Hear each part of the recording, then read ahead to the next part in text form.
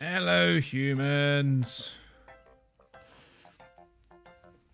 Hello, my name's Bodach.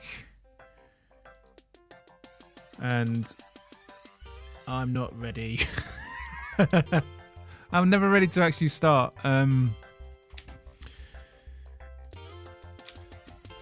Yeah, so my name's Bodach. I'm the alien, exiled here. And I'm just sorting out my setup, which I should have done before going live. I've had all evening to sort it out, but I didn't because I was playing. But anyway, hello humans. Welcome to the stream. My name's welcome to the stream, my podcast, my desperate need for attention. You know the spiel.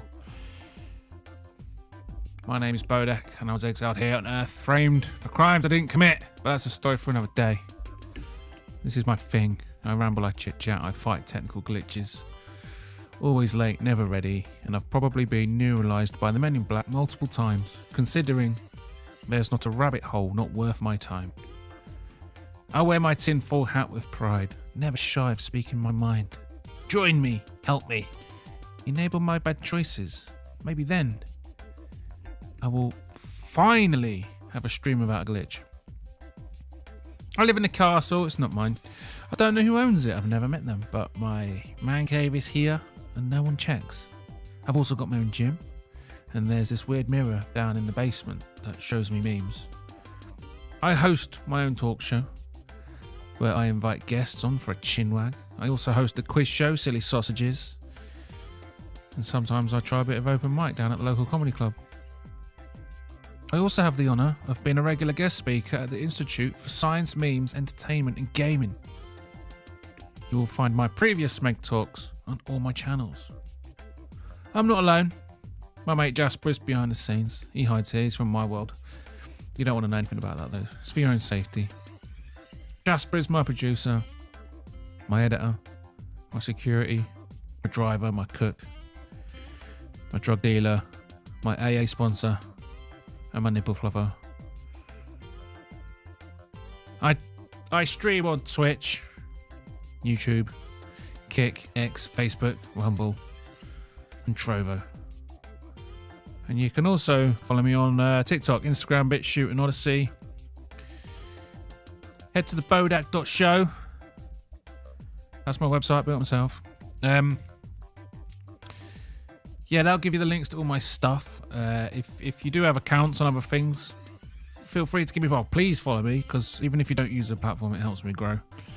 If you've got an account for it, chuck us a follow. I'd appreciate it. Feel free to jump in a chat. I do try and read as much of it as I can, even though during a quiz, sometimes that can be difficult. And also feel free to clip and share anything you see. No problem with that kind of stuff. But yeah, anyway, today's wrong button. Today's thing, we're going to do some memes and some Bullshido. Hey, what's up, Mr. Picks and Packs? How are we this evening? But yeah. Oh, I'm also going to do a little bit of... I've got some jokes. I've got some jokes tonight. Every day I get more extreme politically. Oh, it's hard not to, isn't it, No Chill? It's hard not to. When you've got governments that don't do what needs to be done, what other options are there? We keep electing people, don't we? We keep electing them and they just never seem to put us first. It's like that in Britain. It's like that in the United Kingdom. We had Tories for 14 fucking years and not once did they put the people first. Sold us out.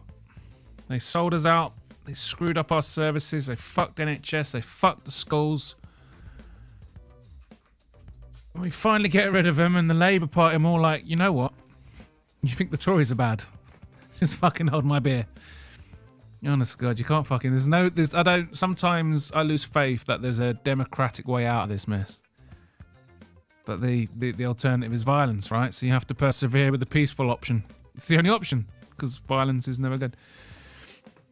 Yeah, I had an epiphany, you know. Like, an epiphany hit me I was thinking about this, right?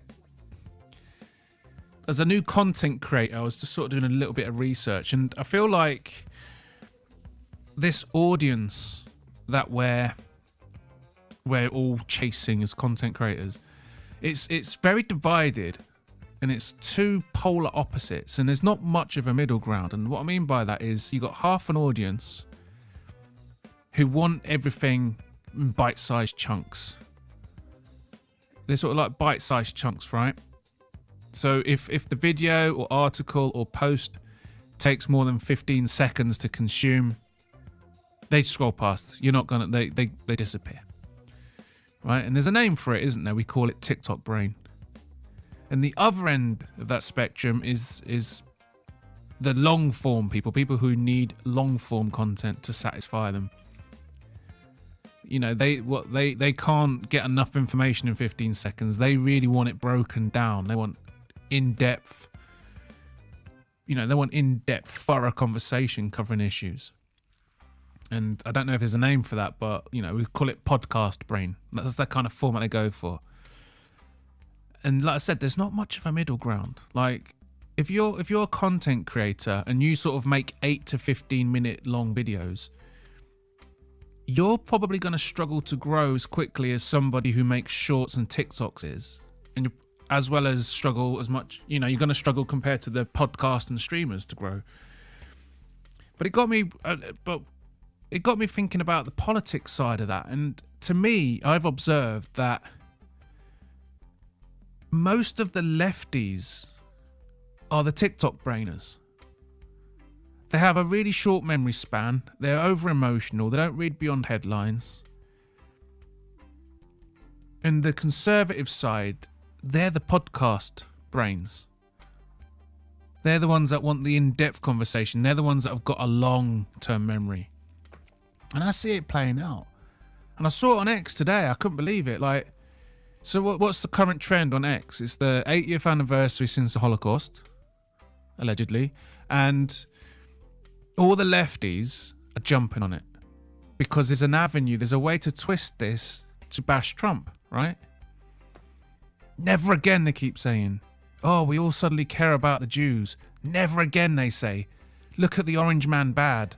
Oh, look, he's a Nazi. Elon's a Nazi. Never again. That's what they're using. They're using the 80th memorial of the Holocaust as a propaganda tool to bash Trump and Elon Musk. That's what the lefties are doing. And it was literally 6 months ago, those exact same people were all protesting, chanting things like from the river to the sea. You know what I'm saying? They've got TikTok brain. They've got such bad TikTok brain. They don't even remember what they were doing themselves 6 months ago. Just whatever's politically expedient is what they go for. It's maddening. I don't know if anyone else has noticed that. But yeah, that sort of hit me today.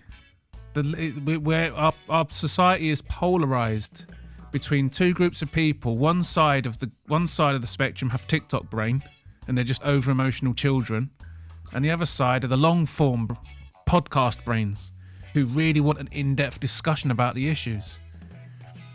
I mean, what side are you on? I know what side I'm on. But yeah, I had that little epiphany. Time to enjoy. Left, right, shame. Same, yeah. Kind of with you, Roy. Left and right, it's just two sides of the same coin at the end of the day, isn't it? You go with your strong one. What's up, Western West Climber? How are we? Lord Guru, hello. Hello, musical. Yeah, I just thought I was on X, because obviously the blue sky thing's not working out. So I've noticed that a lot of the lefties that left X in a hissy fit, they're now come back now. Which is great, because I'm a fucking menace. You should follow me on X. I'm an absolute menace. But yeah, I got some jokes to tell. I got some jokes. Let's crack on with tonight's show.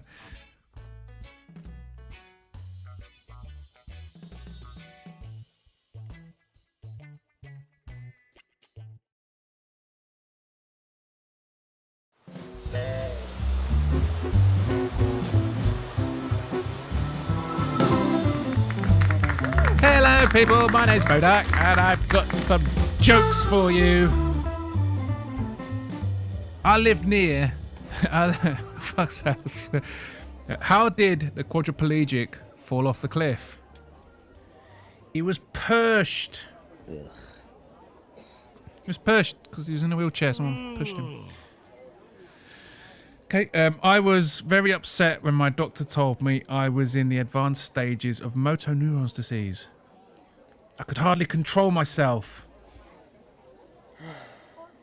Shaking like Michael J. Fox. Okay, oh come on, I thought that was a good one. Okay, how's this one? What do you call a man without any shins? Neil. Neil. He's got no shins, so he's kneeling. Okay. Did you hear about the strawberry picker who hadn't any legs? She was a right jammy cunt. Okay. Why do so many Polish names end in ski? Because they can't spell toboggan.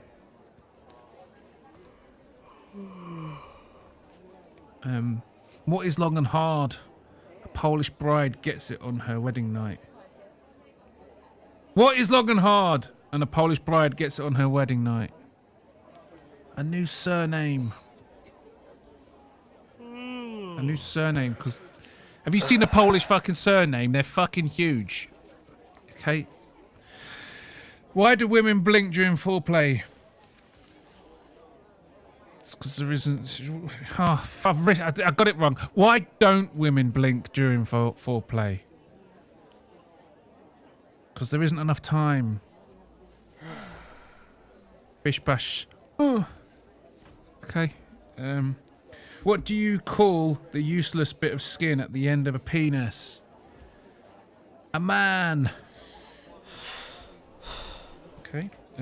Why do men and public toilets... What do men and public toilets have in common? They're both either busy or full of shit.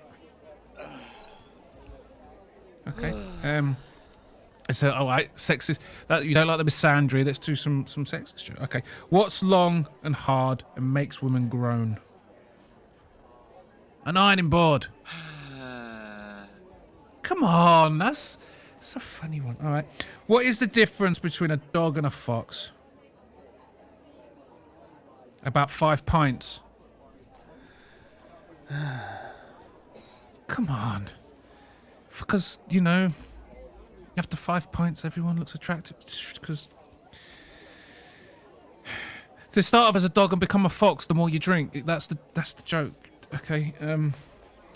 What's the most active muscle in a woman? The penis. Can I get one laugh tonight? Jesus. Why are women like screen doors? Once they have been banged a few times, they loosen up. Bit of domestic violence. Okay. I'll move on from the sexist jokes. Okay. How do you turn a duck into a soul singer? Put it in the microwave until it's Bill Withers. Bill Withers. It's a soul singer. All right. Two dyslexics walk into a bra. No? Okay. Did you hear about the dyslexic devil worshipper? He sacrificed his mum to Santa. Yes, I got a giggle. That's it, I got my laugh, I'm off. Yep, because I'm going to quit while I'm ahead.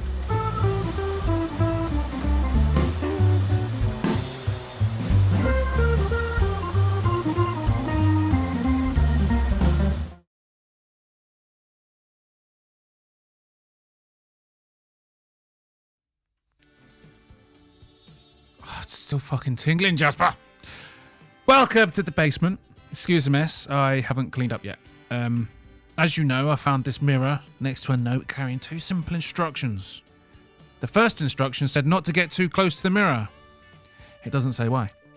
And the second instruction was a phrase. And when you say the phrase, the mirror shows you things. It goes like this. Mystery mirror on the wall. Show me some memes to corrupt my soul. Bodach just landed his spaceship on Earth. Wait, what? Dude, Bodach's probably a date rapist. You fucking what now? Bodach's in the building, really? Oh, Bodach. Oh no, I Google my A pics. fucking date rapist. What's up, Bodach? Bodach, I really don't have a problem with you. You did start with me, though. I mean... I didn't fucking start shit, mate. Like, I mean, you can't deny that. I do deny it. I deny it a lot. I deny it. I didn't start this fucking shit. You started this shit when you Googled on my quiz, Gilly. That's what happened. You Googled on my quiz, and then you spurged out and fucking left. That's what happened, Gilly. It's not my fault you have a suspicious... You should have suspicious activity on your socials. Ugh.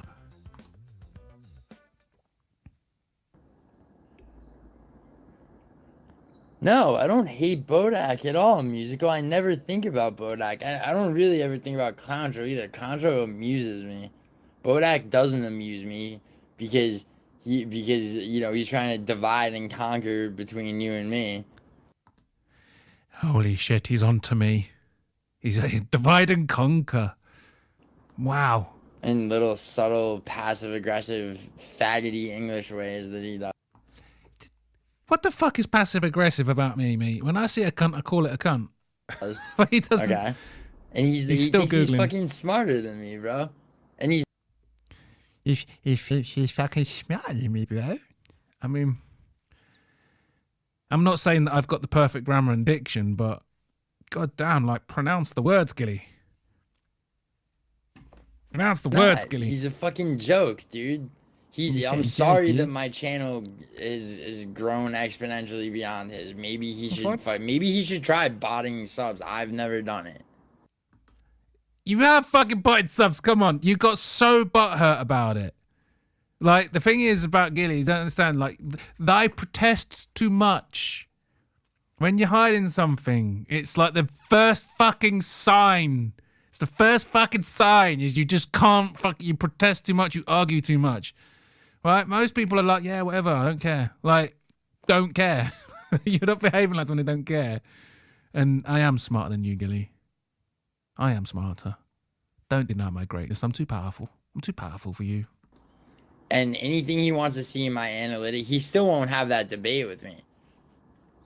We've had that fucking debate. You showed your analytics and you were really selective with it, Gilly. You were really selective with it. You stream for like 7 fucking hours straight, mate. I think you're doing it mainly just to build up the view hours. I think he has a bit of an agenda, bro.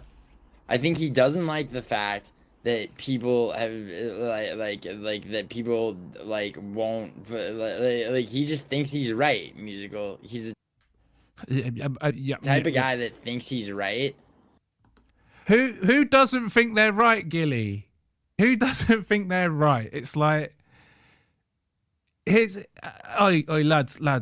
I'm completely wrong about this, but hear me out. No, who starts a conversation? Everyone thinks they're right until they know better. Okay, and when the tide doesn't follow what he thinks he's right about, he doesn't like it. And he takes little passive aggressive like fucking shots. He can't just confront somebody. Like, he doesn't watch the show, does he? Let him come. Literally, will he come on a live stream on my show? Fuck no, he won't. I guarantee you, he won't. I was actually live watching. I won't be an asshole. Like, I totally won't be an asshole. Like, I would love to have him on. Like, I would love to have him, you know, just on a live stream. I'd like to ask him about like his fucking life, like how he got into fucking trying to smoke people out for botting subs, if he's ever caught anybody, and if there's any specific thing I can show him. Because musical, you do remember when he said, he's like, here's how the debate would go, Gilly. I'd ask you to do this. You'd say no, and then I'd win. You don't want to have that debate. I'm like, really? I'd say no. He did. He did. If you remembered, he did show it. And his metrics were way, way below someone with that many followers. I think the thing that Gilly doesn't know is that I've actually got friends who have got big YouTube channels, and I've seen their analytics, and I've seen the engagement they get, and I can obviously compare it to myself and just go by ratios, and it doesn't add up, man. It doesn't add up. Right? The only person I know who's got loads of followers and fuck all engagement, the way Gilly has, like in terms of comments and stuff, is Rigo. And that's because everyone's caught on that he's a sex pest. Try me, motherfucker. And what? Like, I mean, come on. The toke. The cigarette toke it's a cigarette toke at the end that really tickles me. Okay, someone told him that leather jackets and smoking was cool. Basically, he got bullied at school. He definitely got bullied at school, and the bully wore a leather jacket and smoked. So now he does that. That's what I think. I mean, he just got really bullied. I think Gilly just got bullied at school. I don't mind Gilly. I love Gilly. I want him to come on the quiz. But my God, mate, you need to grow. You need to get a thicker skin. You're too easy to provoke and wind up. Remember Brutal MMA going after Noach? Mate, them two rib each other. Harshly, mate. And it's all good fun. I accuse Gilly of Googling as a joke, like I do on every quiz. And he fucking spurgs out and leaves. Anyway. Damn, that was actually good. Oh, the jokes. I hope so. It's the Gilly the Googler. Oh, man, I cannot wait till he comes on the quiz. It's going to be so much fun. What are you watching, Chedhead? Fuck knows, mate. Fuck knows. This is just the post-apocalyptic aftermath of you winning a fucking quiz, mate. You have to be the single worst loser I have ever seen since Conor McGregor. The worst winner, even, sorry. You're the worst winner in history since Conor McGregor. Bodach is going to send Gilly over the edge one of these days. No, Gilly is funny. Gilly is funny. He's a funny egg. He is a silly sausage mind. I don't care about his analytics, but you just use eyes. Also, I don't care if he buys. Yeah, that's a spin run. I don't care if he buys subs. I've bought subs. I bought subs. I'm not going to be like Gilly. No, you fucking no. Yeah, okay, no, okay. I bought subs on Facebook. I bought 100 of them because that's the threshold to stream on a page. And I bought the subs on TikTok so I could stream on TikTok. Yeah, so what? It's not a fucking... It's like... I'm not going to go and bot 50,000 people and make it out like I've got a massive YouTube channel, because when I go on YouTube and post videos and live stream, my engagement will be exactly the same, and then I'll just look like a fucking idiot. So what's the point? I did it for a very specific reason, and I'm not going to get butthurt if someone goes, haha, Bodach, you bought your TikTok subs. Yeah, because I want to live stream on it, and they've got stupid rules. I tried buying subs, but it didn't work. Oh, you just use that. I'll tell you this, mate. It's so stupid buying subs, because if your engagement doesn't align with the subs, it makes you look like you bought your subs, right? The thing is about like what Gilly's got. It's just you see these videos and it's like he's got 50,000 followers, and then a video will have like 15,000 views, but like 3 comments. I'm just saying that looks fishy. I don't care. The thing that I find amusing is how much Gilly hates it being called out. It's just a passing remark. It's like, oh, that looks odd. You look at the channel. Oh, that's a little bit weird, isn't it? Oh, show us all your view hours and stuff. And he did that, to his credit. But the view hours look really off for someone with so many followers. But anyway, enough of that. Enough of that. I don't mind him Googling. Still won't dethrone me. Cheddarhead, mate, you are the worst winner. How is your head fitting through fucking doors this week? Honest to God. I don't post anything anyway. I did it for fun. Yeah. Yeah, you do what you got to do. At the end of the day, here he is. At the end of the day, we do what we got to do. We're all in the same game. We're all just streaming, making videos, trying to find an audience so we can all eventually one day maybe earn an income from it. And, you know, and as long as it's fun, you do it, right? That's the game. Bodach, you care more than anything. You can't stop. Gilly, I like you, Gilly. That's why you get my attention. It's Gilly. Jump on stream, man. Yeah, come on the stream in a bit. I've got my memes to get through. Cheds needs to get checked. I'm gonna take him down next quiz. Yes, please do, Laylai. Most people are like, "Oh, great quiz, Bodach. Thanks a lot. Feels good to win." Fucking Cheddarhead, though. Never seen anything like it. Bro, I've never bought subs. Obviously, it's annoying to be falsely accused of something. The thing is, Gilly, let me give you some advice, Gilly. I'm gonna let me be a big bro. Lean into it. If people get weird, you go weirder. If people accuse you of things, just lean into it. Diffuse it. If you just diffuse it, you lean into it and diffuse it. Oh yeah, Cheddarhead. If he fucking retires early like Khabib. I fucking hate Khabib. Actually, no, that's unfair because Khabib's dad died, didn't he? So he's got a kind of reason. But people like Floyd Mayweather and that, I can't fucking stand them. I've said it before and I'll say it again. The champion has a responsibility to find the one that can beat them. Especially in combat sports. If you're all about the life, the honor, the respect, if you really are a warrior, you're holding a torch. And that torch needs to be handed down. Amanda Nunes, fucking bitch. Oh, I'm retiring. Now no one's legitimate. Yeah, exactly, you fucking bitch. We have to wait for you to be so old it's obvious you couldn't win a fight until the division you left behind is legitimized again. That's a shit champion. You've got to find the one that can beat you. It's... Anyway... Gaz Ninja needs to stop my losing streak. Oh, yes. So I've had Hank the Tank speaking to me. He's concerned. He's concerned about a friend of his. Smelly Fingers. So if anyone sees Smelly Fingers online, can you let Hank the Tank know? Because he's actually concerned about the guy. Apparently his Instagram channel's disappeared and he hasn't been responding to messages. Hank the Tank was asking if I've heard from him. But yeah.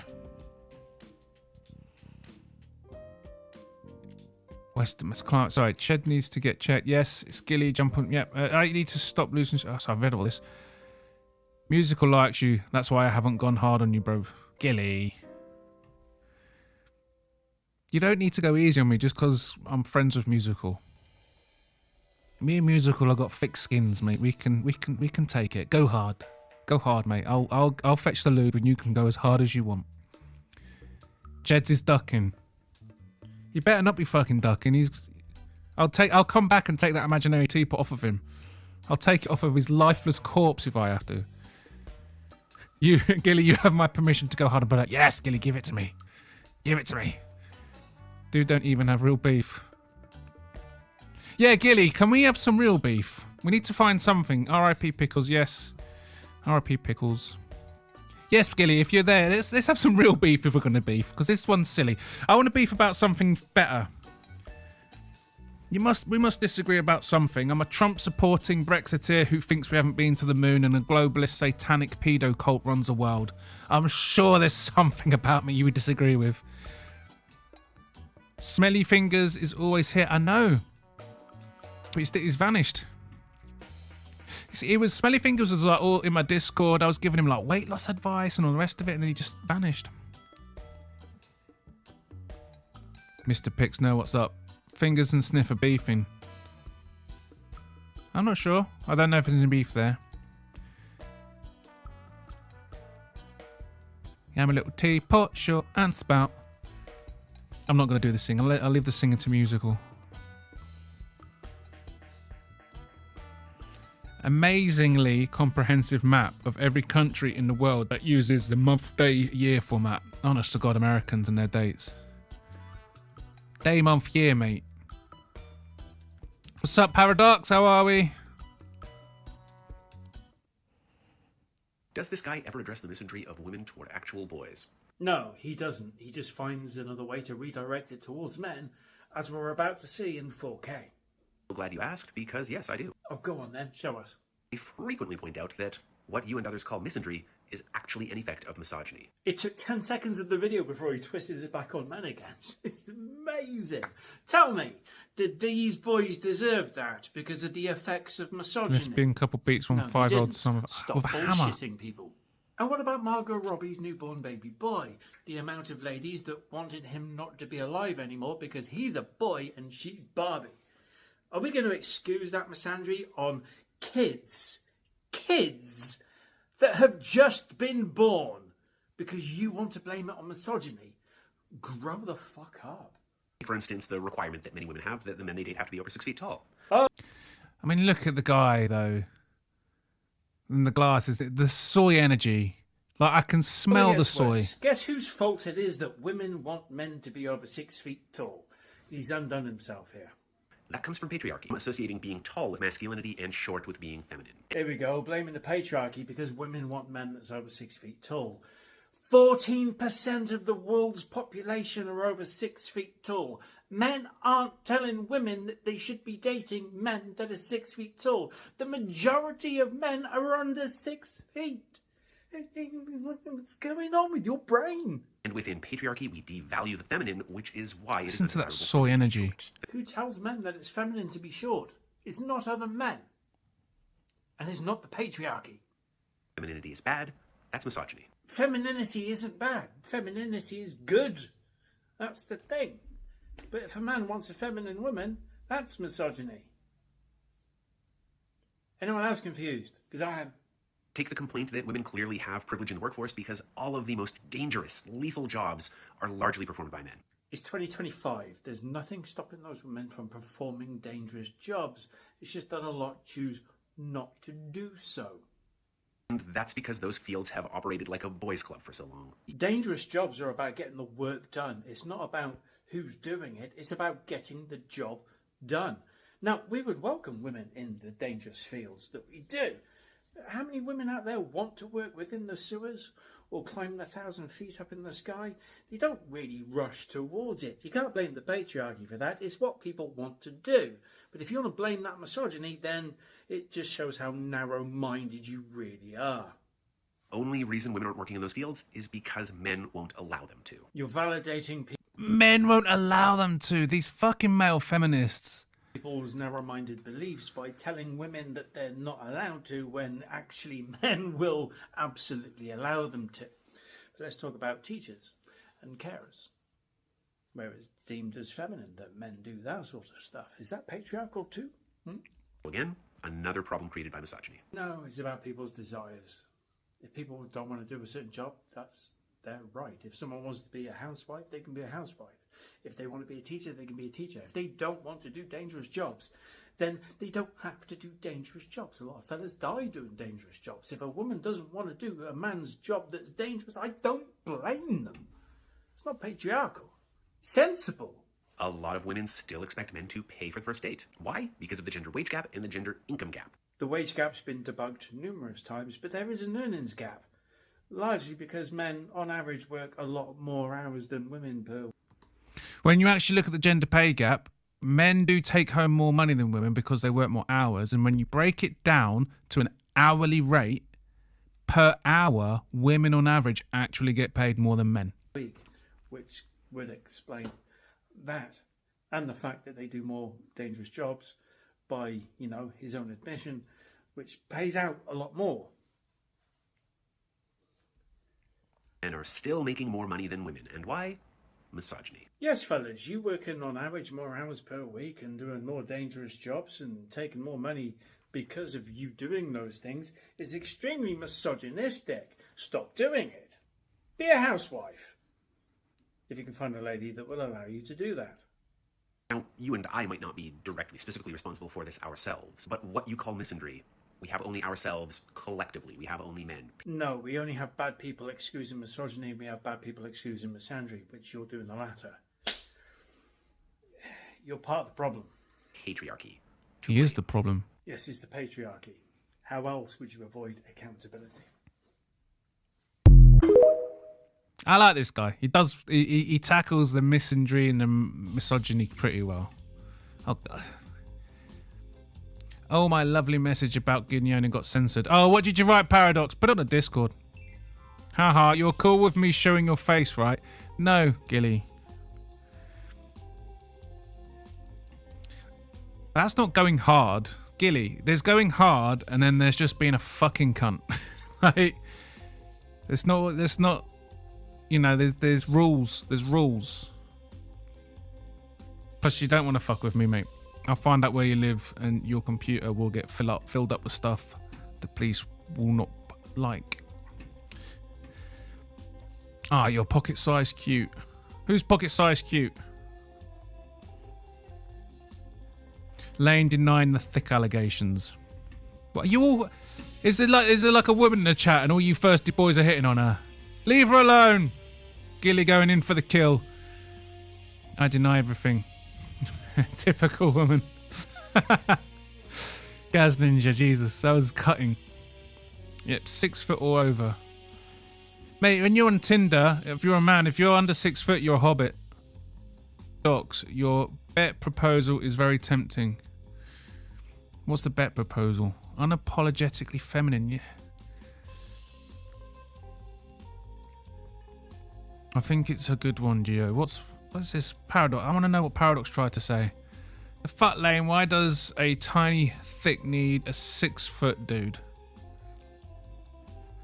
The thing is about 6 foot dudes, isn't it? Like how much? Hang on, let me Google it. How much of the men over 6 foot? 15%. 15% of men are over 6 foot. What's the average height? And the average height of men is 5'9". Get in, well above average. Women be wanting a 6 foot dude just so they can wear their 6-inch fucking platform so they can be 5'10". Yes, Paradox, I agree with that. Man, I need to borrow a pair. So you can wear your heels. Okay. My chat's all scrambled up. True, the wage gap debunked. The wage gap's fucking nonsense. The first thing is, women under 35 earn more than men per hour and take home. That's where we are now. And the wage gap only, when they talk about the wage gap, it's just the take home earnings. But men on average work longer hours. Hang on, I can Google these things, can't I?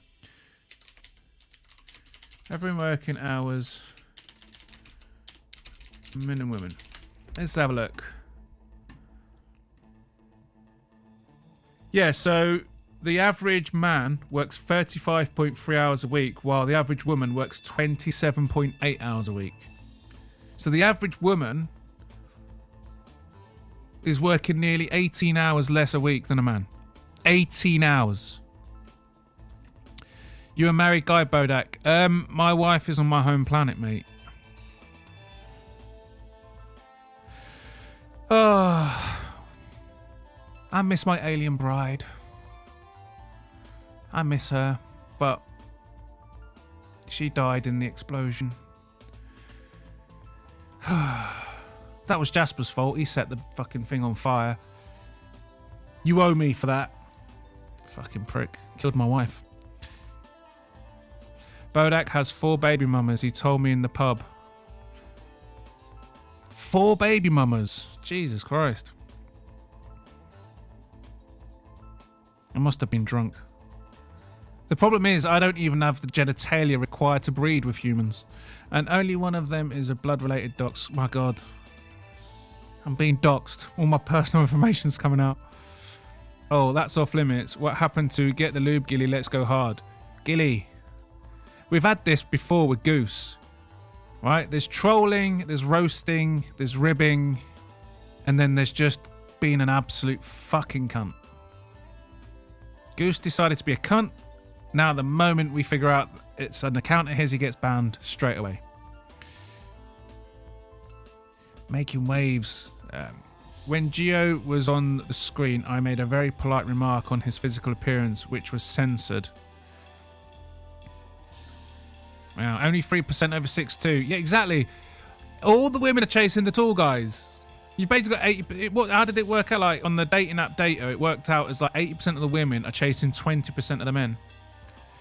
She faked her death to get with me. What? My wife's alive. Gilly. Tell her I want my CD collection back. To be fair, Gilly, that checks out. You'd sleep with anything. Yeah, what? Even an alien? Which one of her vaginas do you stick it in? Because my species has 7 of them. Much like your dogs with like all the nipples, well, my species has all the vaginas. And yes, the men have 7 cocks as well. I used the big one.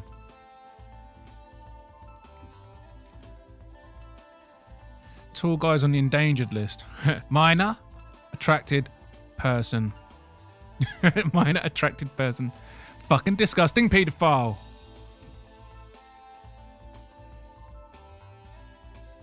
I can't believe Gilly stole my wife. She's only with you for the money, Gilly. I'm gonna be honest, she's only with you there. You go for the shoulder hole. Oh yeah, that's a good one. That's a good one. You should try the armpit hole, mate. It's a different world. The shoulder fanny. The shoulder fanny is special. The amount of positions you can do with a shoulder fanny, honestly. Oh, there's chess. This is if Netflix did chess. Why did you join Blue Sky? X had become such a far-right extremist place. Give us an example. Someone tweeted saying biological males shouldn't be in female sports. Another tweet I seen was we shouldn't be letting unvetted males cross the border. Blue Sky is much more inclusive, if you've got the same opinion as us. In an echo chamber, we can create profile pictures for the current thing and tell each other we're making a difference. We can also push for World War III while saying we're trying to save the planet. No one even points out the hypocrisy. It's a utopia. Yep. The Blue Sky thing's not working out, is it? They're all coming back to X now. Even the armpit, that's gay, man. Hit the chest cavity like a Chad. Jesus Christ. What the fuck are you doing to my wife? That poor woman. She was the best I ever had, Gilly. I thought Jasper killed her in that explosion, but it turns out she was running away. She was running away for someone with more subs. Oh, God. Anyway, moving on. I don't need that bitch. Disney didn't even spare the horse. They fucking swapped the horse. It's supposed to be a white horse. Save the planet. What? Are these fucking people kidding me? Save the planet? We don't even know how to take care of ourselves yet. We haven't learned how to care for one another. We're gonna save the fucking planet? The planet is fine. The people are fucked. Difference. The planet is fine. Compared to the people, the planet is doing great. It's been here 4.5 billion years. Do you ever think about the arithmetic? Planet has been here 4.5 billion years. We've been here, what, 100,000? Maybe 200,000? And we've only been engaged in heavy industry for a little over 200 years. 200 years versus 4.5 billion. And we have the conceit to think that somehow we're a threat? That somehow we're going to put in jeopardy this beautiful little blue-green ball that's just a-floating around the sun? The planet has been through a lot worse than us. Been through all kinds of things worse than us. Been through earthquakes, volcanoes, plate tectonics, continental drift, solar flares, sunspots, magnetic storms, the magnetic reversal of the poles, hundreds of thousands of years of bombardment by comets and asteroids and meteors, worldwide floods, tidal waves, worldwide fires, erosion, cosmic rays, recurring ice ages, and we think some plastic bags and some aluminum cans are going to make a difference? The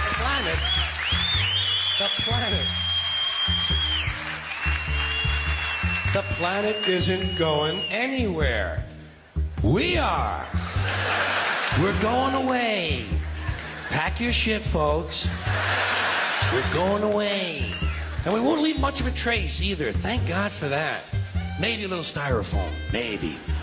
Little styrofoam. Planet will be here and we'll be long gone. Just another failed mutation. Just another closed-end biological mistake. An evolutionary cul-de-sac. The planet will shake us off like a bad case of fleas. A surface nuisance. You want to know how the planet's doing? Ask those people at Pompeii who are frozen into position from volcanic ash how the planet's doing. Want to know if the planet's all right? Ask those people in Mexico City or Armenia or 100 other places buried under thousands of tons of earthquake rubble if they feel like a threat to the planet this week. How about those people in Kilauea, Hawaii who build their homes right next to an active volcano and then wonder why they have lava in the living room?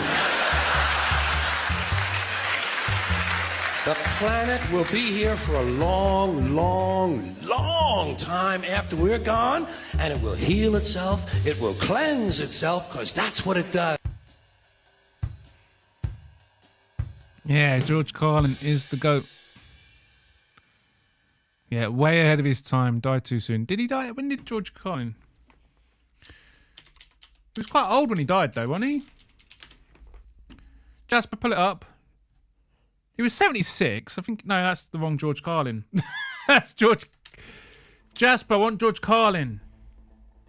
He was 71. That's all right.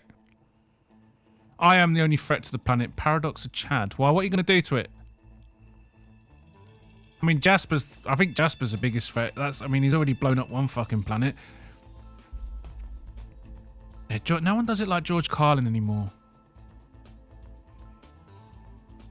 He got arrested in the 70s, didn't he, for some of his content. What's up, Jerry, the Weed Ninja? Hello.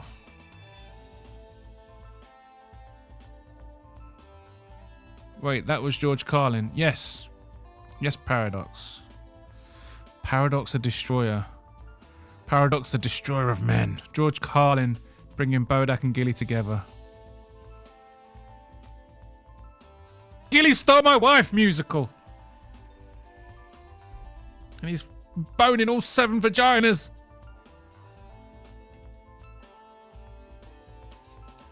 You thought that was Joe Rogan? Shut up, Paradox. No, you didn't.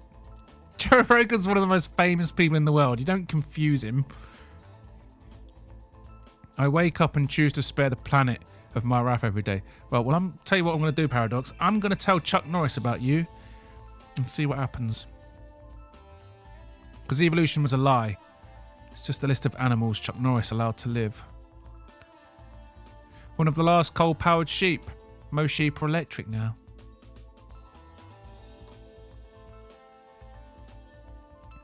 You are about to hear the worst opinion ever.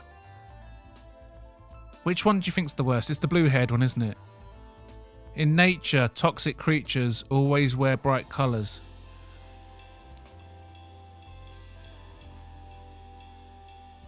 You and your wifey Gorlock Paradox. Wait.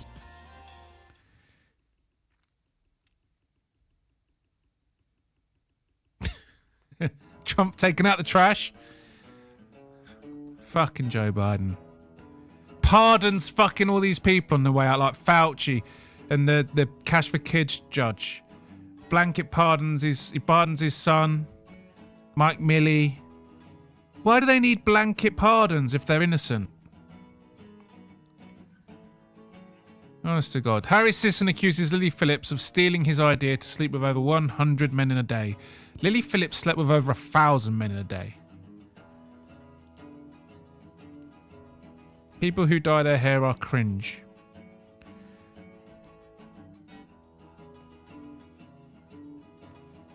Says the team who fucking... Oh, fuck, what's his name? I fucked it! Fuck, what's his fucking name? I forgot his fucking name. Pete Davidson. Let me start again. People who dye their hair are cringe, says Timu Pete Davidson. The sheep one was great, man. It was. Who pardoned their son? Biden did. His crackhead, sex trafficking, corrupt, selling influence, selling daddy's influence for profit. That's who he pardoned. Especially Blonde musical. Biden Lane. Biden musical. Your hair is dying though. Especially Blonde. Yes, I agree. You Scott cunt. I know, Mr. Mankler. Machine Gun Belly. Machine Gun Belly. Machine Gun Belly. That's... Mate, I really want to do a quiz with Gilly the Googler and Machine Gun Belly. I think that'd be a good quiz. Team Jake Paul. When you did your hair, you was wearing that big oversized jumper. That's exactly the kind of clothes Pete Davidson wears with that kind of hair. You just need to, like, get that amenic look. Oh my God, with sarcasm. Must have misheard. You and your lesbian fan hooker. Fan hooker with hair. Lesbian Dan hooker hair. Can shut the fuck up. Musical. He doesn't even respect you enough to... Now that you got that hair, he doesn't even respect you enough to type your name correctly. True, guys, I take it all back. When is the UFC quiz, Bodach? Next Thursday. Thursday the 6th. Forgot a Thursday. There's a quiz every Thursday.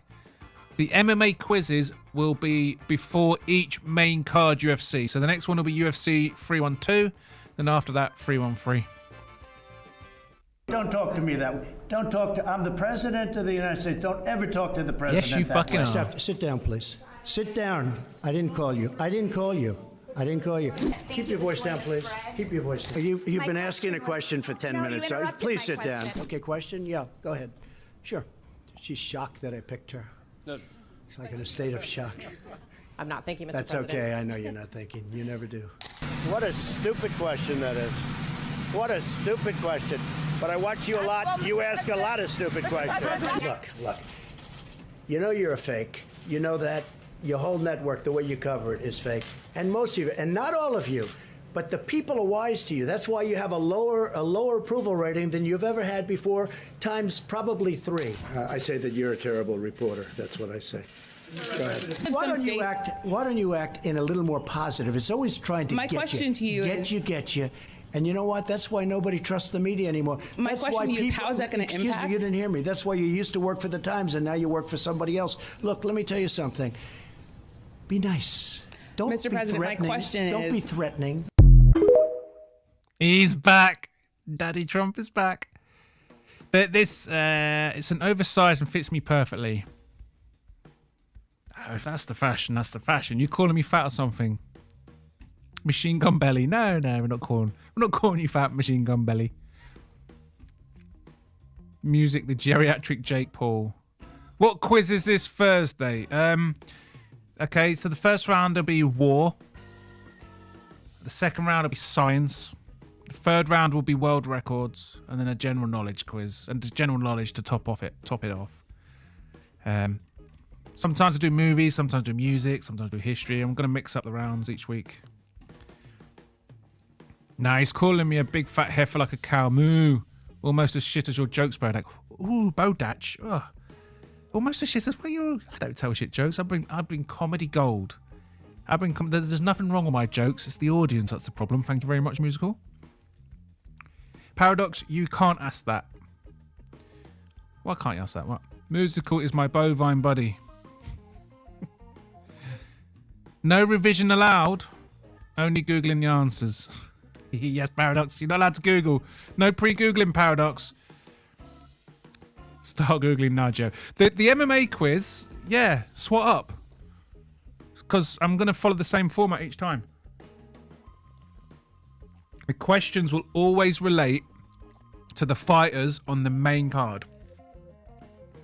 So on the main event and all the fight on the top 5 fights of the night, just brush up on their history, their stats, their submission rates, their sub rates, their width, their striking percentage, their defense stats, nicknames. Just brush up on the fighters on the card, and you'll have a better chance on the MMA quiz. And it's the only way to keep the quiz fresh as well, to make it about the actual card.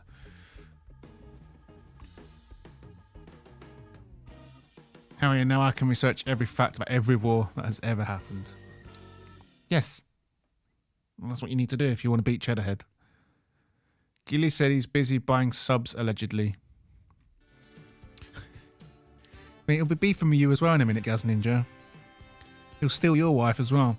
Bodach, you should make one of the quizzes all niche UK-based questions. See how Gilly does then. Could do, if he's up for it. What's going on here, Jiggy? You don't want to know, mate. Gilly stole my wife. He's boning her in all 7 vaginas.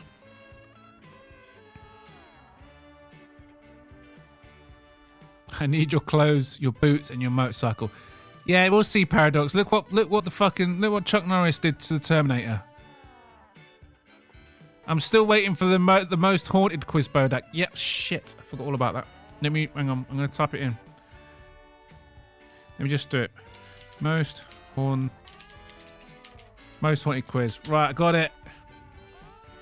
I'll do a most haunted quiz. I think it'll be a right laugh because no one's going to watch that show apart from a couple of people. Maybe then Cheddarhead will not win. I was busy, but as I was saying, Sniff kept saying Trump was going to round up names. And maybe too Smelly got paranoid. Yeah, where's Smelly Fingers gone? Has he been deported by Trump? I don't know what race he was. Gilly does love the ladies. You wouldn't know he'd be near one, judging by his streams, but okay. Me when I'm sick. My wife who's also sick. Sickness hits men differently. Come on. We got thicker bones and more muscle mass. It does actually. There is a scientific basis for the concept of a man flu, because we've got such a bigger muscle mass, and the flu can lead to sort of aches and pains. We have more of the aches and pains because of the more muscles. You could set chat a challenge to watch a few episodes of Most Haunted and then the following week do a quiz. Yes. I wonder what they'd make of Derek Okora. Down the hall and to the left. Kevin finding the lobby versus Kevin finding the lobby. Excuse me, where's the lobby? Fucking Joe Biden. My God. Have Americans not realised yet that they haven't had a president for the last 4 years? They've literally... This old geriatric idiot with no brain cells left has basically been signing whatever the corporate puppets wanted him to. If you ever do a mastermind type thing, my specialist subject can be Most Haunted Derek Okora. Yes. I did this with Ben Adams when he came on as a guest. I've got to fucking chase some guests and get some... It's so good when he's a guest. He's an absolute and massive Ghostbusters super fan. He knows Ghostbusters inside and out. And yeah, I did a quiz for him. It was like Ghostbusters themed. Derek Okora is a fake, bro. Oh, Gaz Ninja, we're gonna fall out. Derek Okora, mate, he was a clairvoyant. He spoke to the dead. Let's not be silly now. We've all seen the show. You can't fake it. Derek Okora is as real as Gilly's subs. We are acutely aware, unfortunately. Oh, Lele. It is mental, though, isn't it? You haven't had a president for the last 4 years. Who the fuck was making the decisions? Because it wasn't Kamala Harris. They set up a trap for him and he bought it, Derek Okora. They set a trap for him. You can't, mate. Derek Okora, you think you can trap Derek Okora? Mate, he trapped you. That's what happens when you trap him. He traps you. He sees it coming and he traps you. Who spoketh my name? Jesus Christ. We've got 2 Gaz. You're talking about Creed Kefagaz. Obama. think Obama was in charge? I'm not sure. It's the corporations, it's the banks, it's the deep state. Shit, the real Gaz N-word is here. Them, define woke. Me, okay. The new Amazon show. The King of England is black, gay and disabled. Shut up, that's not real, is it? Someone fact checking. Could Jasper fact check that for me? Jasper, is it true? It's true. They're trying to claim that the Anglo-Saxon King of Mercia was black. He was a Norman, obviously. He was an Anglo-Saxon, so obviously he might have been olive-skinned. That word. He's not going to be fucking black. What were the Normans again? Were they German?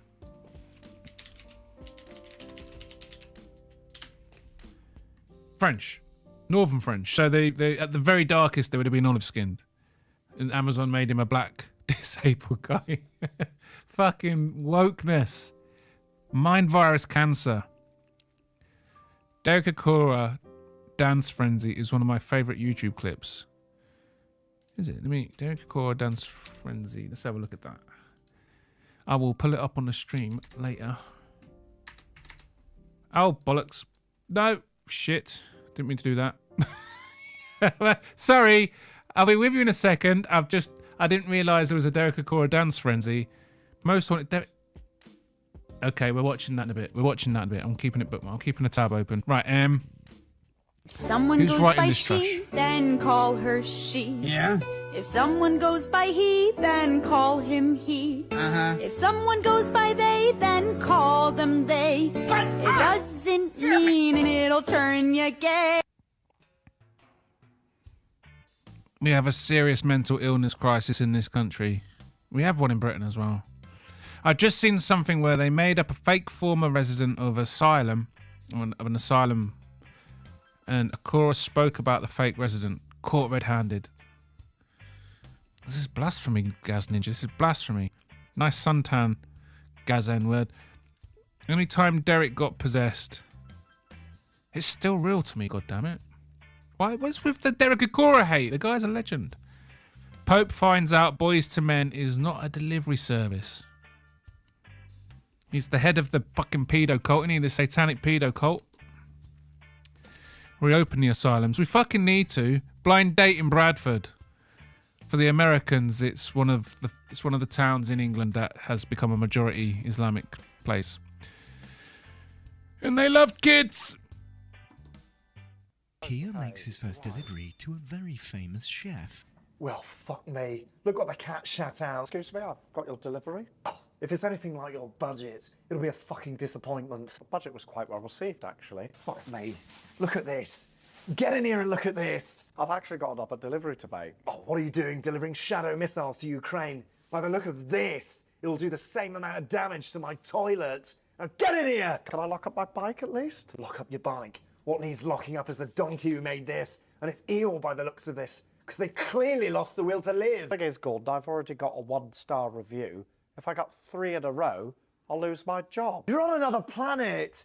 Planet dysentery by the look of this fucking shit! I mean, I could give you a refund, but of course there is that £22 billion black hole, which could be a bit tricky. You'd be better off giving me a coffin! Well, you don't have to eat it. Wow. What the fuckity ball bag did you just say to me? Well, you know, you keep screaming about how bad it is. Screaming? I'm not fucking screaming! We don't all have a voice like yours. You sound like a snail that's been turned into a fucking little boy! Maybe you could try life drawing classes. You know, it could calm you down. What do I need to go to a life drawing class for? I've got a fucking knob right in front of me! I never knew Schaefer Bates was based. I had him down as a lefty. I remember Schaefer Bates from Vine. He was at all the Vine parties back in the day. Truth is hard to hear, but Gaz, I just think you're peddling fake news, man. I mean, I'm just gonna say it. I think he was the reincarnation of Jesus Christ. It's the only way to explain his gift. Yes, Gaz Ninja Creek far. Derek knew about it, but just played along, bro. Yeah, mate, you don't trap Derek Akora. He traps you. He went home giggling, so fucking hell, they tried to trap me, right? So I just went along with it. Yeah, he played them for fools, mate. He's not even dead. He's not dead. We run the asylums, Gaz. Nurse Lane. Like the nurse from... Bollocks, what's the film called with Jack Nicholson? When he's in the asylum. See, when he's in the nut house. Lane and Chrissy right now. Well, I don't know what RNs are. Man, I just used the African N-word. Nigerian.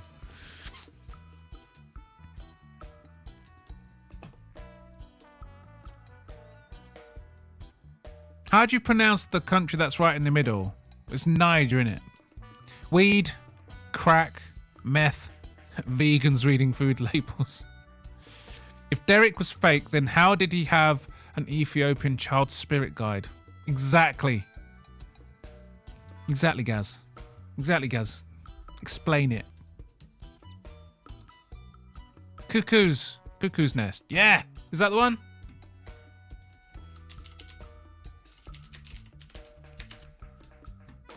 Yeah, that's the one. One Flew Over the Cuckoo's Nest. That's a fucking great film. Kaffir? What's a kaffir? Just had a double espresso mocha at Costa, and my cheeks are held so tight to hold this mammoth of a shit in my fucking bowels. I'm not gonna make it to the door. She's a keeper.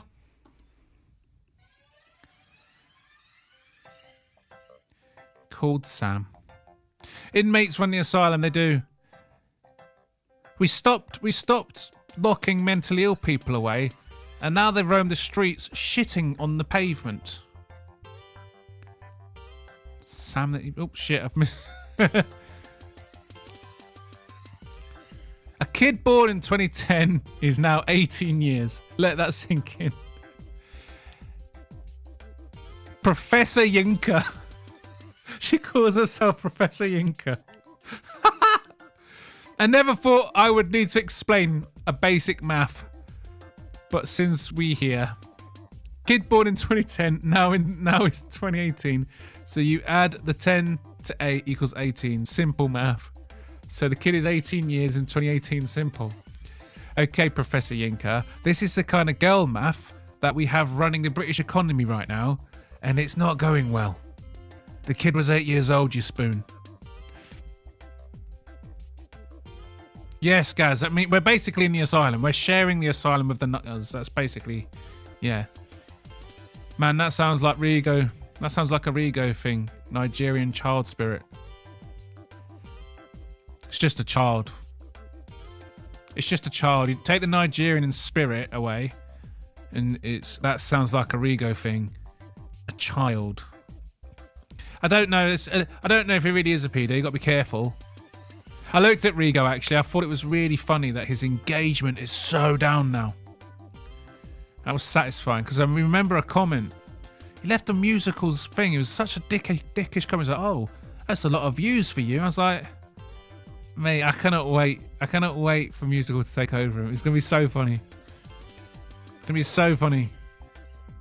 Arrogant fucking wanker. Now it's all falling to pieces and crumbling. He streamed the other day. I looked at it. I didn't watch his stream, obviously. I was just looking because he came up in music. It came up in chat, in musicals chat earlier. So I had a look at his channel. He had tens of thousands of followers. He went live the other day and he had like 500 views. I thought that was fucking funny. The guy has no self-awareness. Like, you're gonna stay in the public eye? Really?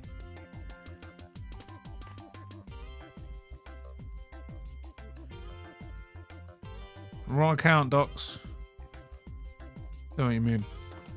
Good catch. What's a good catch? I don't know what you're talking about, Gaz. Thank you, Sam. All right. Okay. Paradox. The Aiden. You must have that schizophrenia.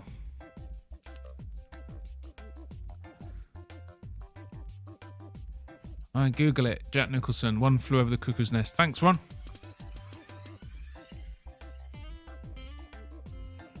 They didn't call me by my preferred pronoun. I can't take it.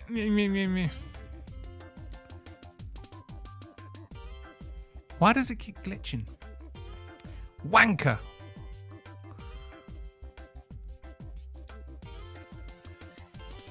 You can't just wave a magic wand and make paedophilia go away. I think we can. You're just not allowed to.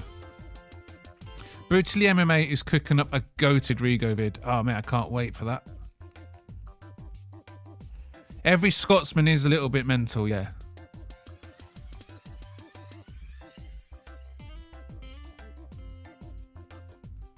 I mean, it's fucking cold up there. Oh shit, they allow grooming here? You know you're actually really mature for your age, right?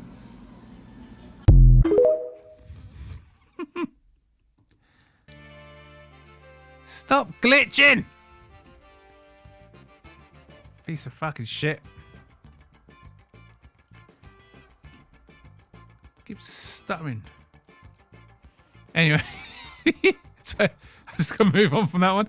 Stop glitching! It just, why is it stuttering? You wanker! When the rules of literally any card game are explained to me. Oh man, I hate learning new card games. Why is it so hard to remember rules? Anyone seen the cringe clips from Peter Kay's new tour? I don't really watch Peter Kay, mate. Like, I can remember things for myself. I mean, that's his act, isn't it? Peter Kay. It's basically an hour and a half of this. Do you remember this? It just says, you remember this in his Bolton accent. It's like, do you remember that? Do you remember this? Like, I can remember shit for myself, Peter. Saying it in a northern accent doesn't make something funny. True, cold and fucking wet. Exactly. You don't get enough vitamin D, mate. That's bad for your mental health. That's why Scottish people have all got screw loose. No, Jig, but that's sad if he's gone woke. Never got Peter Kay. Not funny, mate. He's not funny, Gaz. It's basically just a member berries comedian. Like, I remember, it's like Paul, like McIntyre. What's his name? McIntyre. Fucking, is it? Michael McIntyre. It's the same shit, and it's like, oh yeah, this is relatable. I want like an Anthony Jeselnik. I want to set up a punchline and a twist. You know, and if you are going to be a storyteller, you need to craft a story like a Billy Connolly. You know what I mean? Or like a Richard Pryor or a Bill Hicks. These fuckers, and like Dave Chappelle. Like when you compare Peter Kay to those kind of comedians, it's like what the fuck is he doing selling out Wembley? Who are these fuckers buying his tickets? He should be a budget act at fucking Butlins on the off season. That's the standard Peter Kay offers. He's not funny. I remember the member berries, yeah. I've never played blackjack in my life. Don't get it twisted. Don't know if he's woke. He's just done the same jokes he always did, but they're even worse. Like, remember that thing back then? Funny. Fucking shut up, Peter. Jerry Sadowitz. That's a fucking comedian I'm thinking of. I can't think of his name. Prime Billy Connolly was hilarious. Billy Connolly, mate, he was such a good storyteller. You don't get many good storytellers anymore. Like, comedians are kind of just, they just give you a gag, or they give you a very short TikTok length story. Shane Gillis is good, but I like Shane Gillis, but it's still little bits. Like, Billy Connolly could take you on a 20-minute story with multiple punchlines, and you never knew when they were going to hit you. He was a master of the craft. He was so good, Billy Connolly. And what was his name? He was on EastEnders as well. He was on EastEnders. Mike Reed, yes. And Des Lynam, not Des Lynam.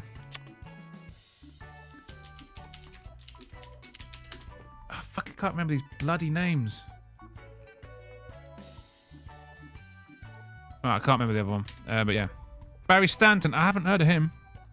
Tim Minchin is underrated. Tim Minchin. name is familiar. Let me have a look at that. Jasper. Oh yeah. Oh, he does the musical stuff as well.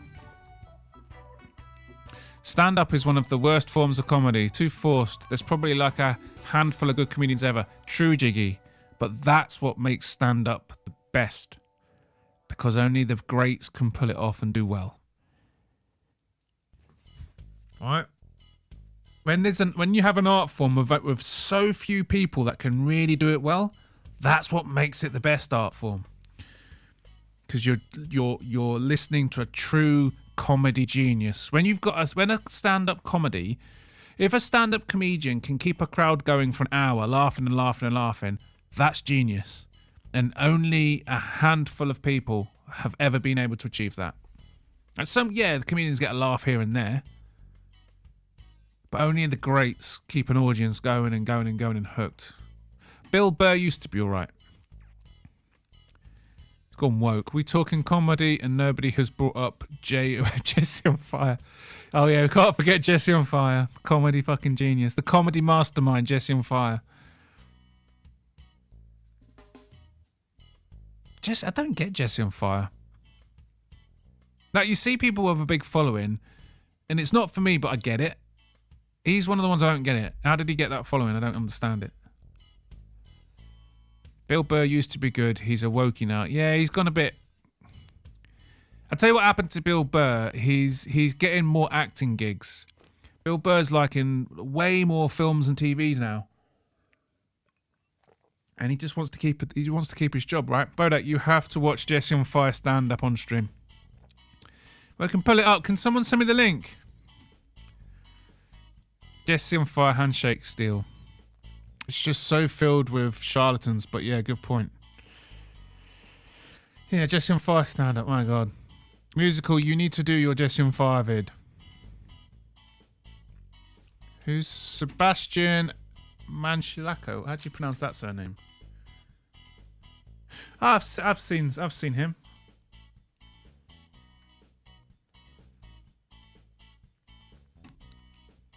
I'm not making content till I get my new laptop. My old one's cooked. When the cheese on the Big Mac don't melt. Why is my fucking thing? Oh, Jesus. Imagine you dress like that and you think, yeah, I look good tonight. And then you go out. Sold Out and his wife is a woke ghetto lady. Yeah, that is Bill Burr. Speaking for all men when I say we actually love this. The amount of women that think they're like fat when they're actually like their peak sexiness. It's like... Anyway. Hi, I'm PayPal's virtual agent. To get started, simply ask me a question. I am still learning, so if I can't help you, I'll direct you to additional resources. I got scammed! Great! Thanks, PayPal.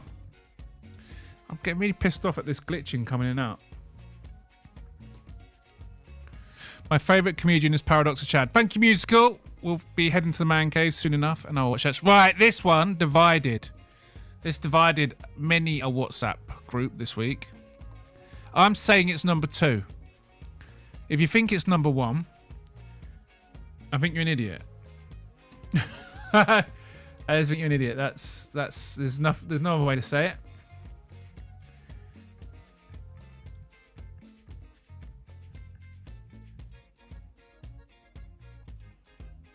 Michael Key, just follow me on X. Hello! I'm an absolute menace. I'm an absolute menace on X, by the way. Have you just tried to message me? What would you message me? Another concerning story about Tony Ferguson's mental state. Oh, Jesus Christ. If they let Tony Ferguson fight again, someone needs to go to prison. But anyway, it's 2. If you think it's 1, you're wrong.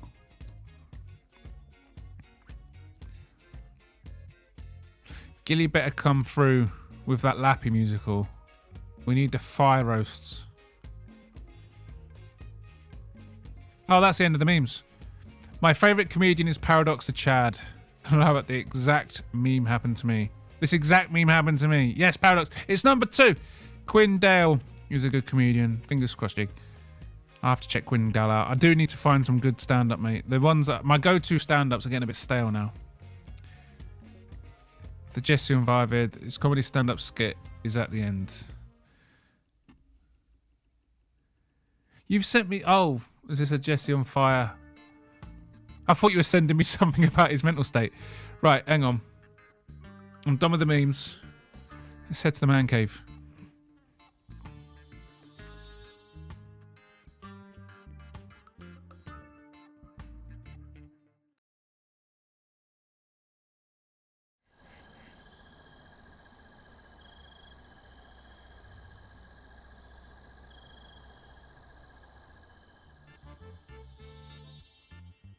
Fucking, it's Jasper. It's tingling and glitching.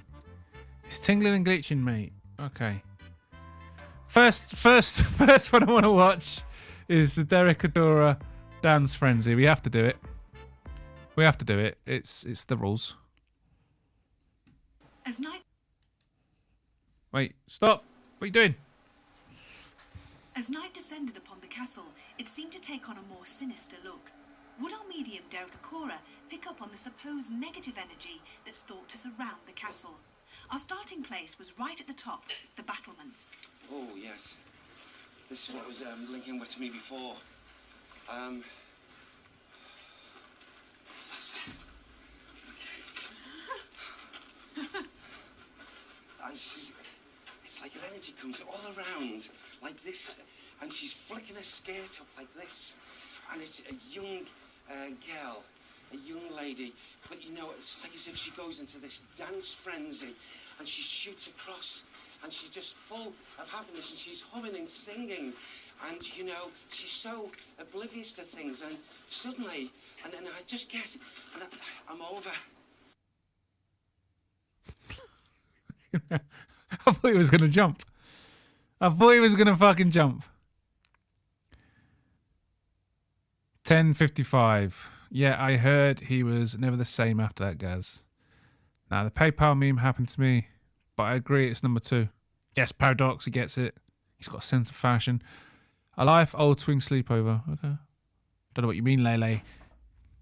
Oh, something's just happened to my fucking setup. It's gone iffy. Right, yeah, we had some more on the day, Paradox. Dude, he's so lame. Gaz! Will you stop hating on Derek Akora? All right, Jesse on Fire, welcome back to the channel. So we're going to talk about... God, just cut the fucking face on him. Honest to God, like, sort your fucking colour correction out with your green screen. I mean, what the fuck is this? He's got a face that you could use to hammer nails in, god damn it. My God, what a meathead.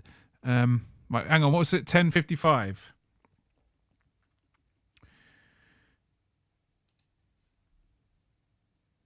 Jesse, promo code Jesse, and then yeah. Oh, here we go. Buckle up. Hey, what's your plan, guy? In what way? I'm going to do a bit. You have not written one word down. I love how it's like, says in the bottom corner, the ginger pappy. Should be the cringy pappy. So, yeah. Buckle up. Hey, what's your plan, guy? In what way? I'm going to do a bit. You have not written one word down. Yeah, I know. The point I was making is that stand-up comedy's not that hard. And you're just going to wing it. I'm just going to wing it. What are you going to talk about? We're talking about having a YouTube channel. Yeah, I've seen a lot of really successful bits from stand-up comics about YouTube channels. Hey, guy, how about you worry about yourself and go take a seat over there and watch Daddy work? So, I have a YouTube channel. You know, one of the things that happens as a person with a YouTube channel is you interact with people in the comments, right? Everybody gets to have a voice about the things that you say. Now, do I have to read the comments? I don't. But, you know, as a person who likes to bask in my own glory and, you know, hear people, you are amazing, Jesse on Fire. Your takes are fantastic. You know, you got to read the comments if you're going to get to those ones. But you also have to read the people that Is this a stand-up routine?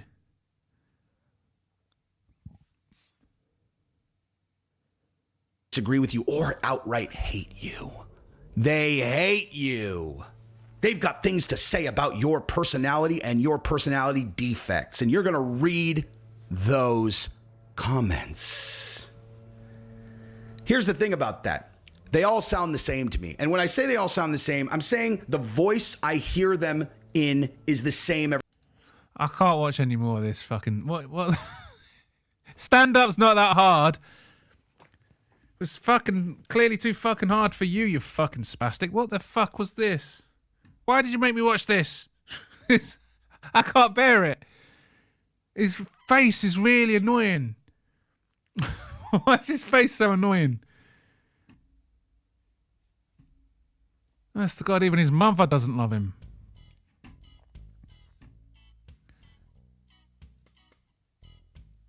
To be fair, the point of comedy is to make people laugh. True paradox. It's also to make people think.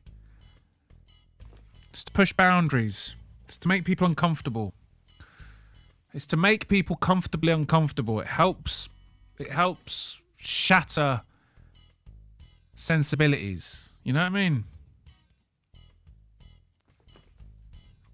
Imagine how good this would be with a laugh track playing every 4 seconds. Ah! I've got that on my other scenes. I've got no audio buttons on it. I do have a laugh track on other scenes where I can make people laugh. If it's satire, it's goated. Yeah, self-glazing Jesse on fire. That was the stand-up routine. What was the joke? I'm a big YouTuber and I have no respect for my chat. That's the joke. He's literally telling his whole chat, I don't actually care. You all sound the same to me. Fuck you guys. And people still subscribe to this guy? Mate, when I get a chat, I'm eternally grateful. Like, I think it's amazing. Jesus Christ. Watch it. His cadence is trash. He needs to sort out his bloody colour balance.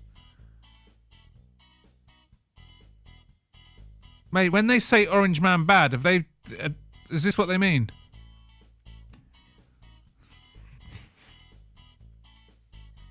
Still waiting for the punchline. Mate, the punchline wasn't coming. It gets... All right, fuck it. We'll carry on.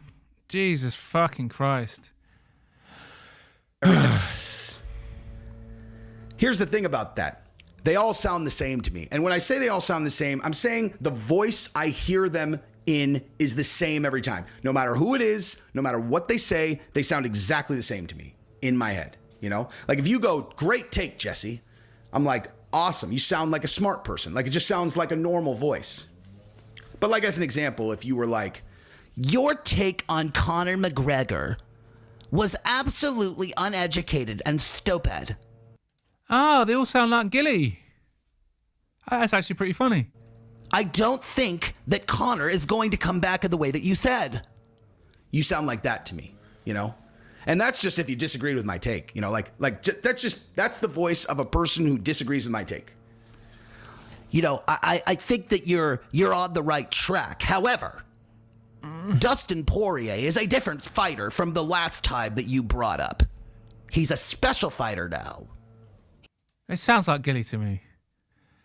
It's only 5 minutes. Let's get through it together. Can someone hold my hand, please? I feel like I feel like if the CIA arrested me and played this, I'd give them all the information they want. They should use this on Guantanamo. He's a special fighter. You know, like that. But then people escalate things, you know? Like they really, they want to bring the ruckus. They want to attack me personally. And so in your... You look like a fucking orange. Of course they're going to attack you personally. What are you doing with your fucking hair? It's not thick enough for that fucking style. In your mind, you think you're typing, you're like, hey, pal, why don't you take a look in the mirror and ask the narcissist looking back at you why you hate yourself so much? You know, like that's the voice you said. Hey, why don't you ask yourself why you hate yourself so much? Here's the problem for you, bud. I'm reading it in text. You want to hear how I hear it? Why don't you go look in the mirror? His fucking Gilly impression is spot on. Honestly, I can't tell the difference. Ask the narcissist that you see why you hate yourself so much. Why? Fuck you, Jesse on fire. So, to recap. Just hang on. I just need a minute. I just need a minute. Oh my god, the spray tan. I can, you know what that room smells like. Smells like a Vietnamese salon. You know what I mean? He smells like a Vietnamese salon. Oh, he gets it right into the eyes as well. Look, his eyes are red because he got a little bit in his eyes. He even gets inside his ears. Who has the inside of their ears tanned? Nobody is this orange. Oh, okay. All right. We'll get through it together. No matter how tough you think you sound like... I didn't want to have to write this, but I just can't control myself. I hate you, Jesse on Fire. Fuck you. I fucking hate meatheads who think they're tough. Oh, God. Do you know how satisfying it is to wrap you fuckers up and start twisting things that aren't supposed to twist? You're the quickest to tap out. Muscleheads are always the quickest to tap out. Musical, we're not friends anymore for making me watch this. I hate you. Ooh. And so then when I say, I'm like, hey, dude, let me give you some advice, pal. How about you walk up the basement stairs and go ask your mommy to make you a sandwich because you look hangry to me. Maybe after you eat a sandwich, you won't be so hangry, riddle guy. Here's the thing about that. So when you actually meet the commenters in person, sometimes they're not what you expected. You know, not exactly what you expected. So like as an example, you have someone who says lots of positive things about you and they're like, hey, are you going to be at the event? I'm like, absolutely. I'm going to be there. We should hang.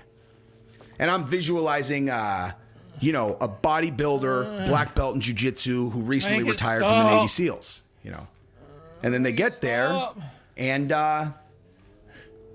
it's a trans man who's 5'1" and doubles as a guru. When's the punchline Can we coming? take a picture, Jesse on Fire? I told you this is my favorite channel. You're my favorite guy. And I'm like, you're nobody's favorite channel, you fucking orange. Oh, I really appreciate the support. And I do. See, here's the... You tangerine motherfucker. I think the flip side of that, though. So remember the basement dwellers. They find you sometimes, too. Like I was at the hotel in this last event, going up in the elevator, so I'm trapped. There's this enormous guy in the elevator with just me. There's no one else there. I had actually noticed him because I was thinking to myself, this is a scary ass motherfucker. And he was staring at me. And I was like, what's up, man? Do we know each other? And he... So he flirted with him then? Is that what he's saying? Is that the joke? There was a big guy there. Oh, do we know each other? Oh, did you roll down your pants? Did you pull your pants down, Jesse? Did you drop to your knees? He was like, yeah, we do. Last time we talked, you told me to have my mammy go make me a fucking sandwich. I have an idea. How about I use my cock and you can eat lunch right now and you... So he did drop to his knees and suck his cock.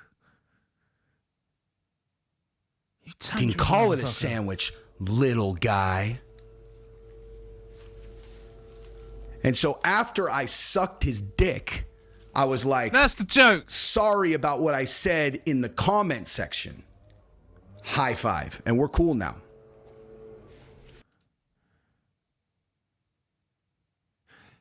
That guy's cock was orange after he'd done it. I bet he left that guy's cock and balls bright fucking orange. What the next guy that I saw, who I recognized me from the comment section. And you sucked his cock as well. He was fucking huge too, dude. Enormous. And I was trapped in the elevator with this fucking guy too, dude. He's staring at me. Do we know each other?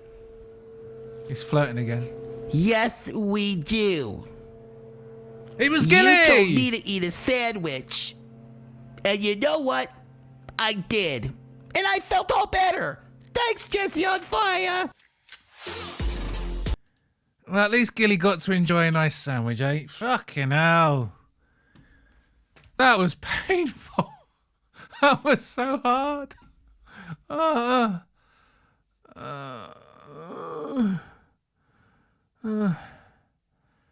Foghorn leg. Why do you hate your audience, Bodach? What the fuck did we do to blame musical? It was his fucking idea. God damn it. 5 minutes. 5 minutes for a cocksucking joke. 5 fucking minutes for a cocksucking joke and a Gilly impression.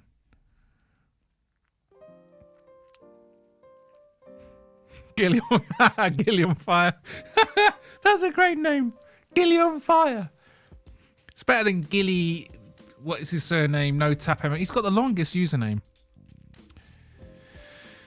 Oh my god. Whew.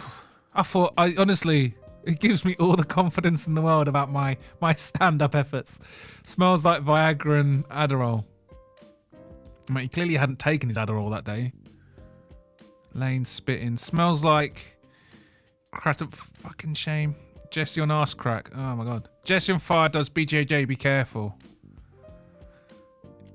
Wow, it didn't look like it from his ears. Oh, fucking meat. That doesn't bother me, mate. Fucking honest to God, meatheads. Meatheads. You know. Just look at fucking UFC. What do they actually look like, the fighters? Scrawny, scangly little things. You don't want that much muscle. He's a chunky monkey, isn't he? He's a fucking meathead. Trust me, mate. If you train jiu-jitsu, you'll know what I'm talking about. They're always the quickest to tap. Because the thing is about meatheads is they're never actually trained properly. Because if they were into wellness and flexibility and stuff, they would never get that big in the first place. So by the time they get that big, they've got no flexibility. So the second you put any pressure on, that's it. They just, let go. I never thought someone could make Brandon Sharp look like a somewhat competent comedian. Please don't make me watch Brendan Sharp as well. Oh, you see that ink on his arm? No. All I saw was orange. This is awful. I know, Chrissy J. Blame musical. Sandwich. This is genuinely if a gnome became sentient. Yeah. He might be the first to ever overdose on kratom. I don't know what kratom is. What's kratom?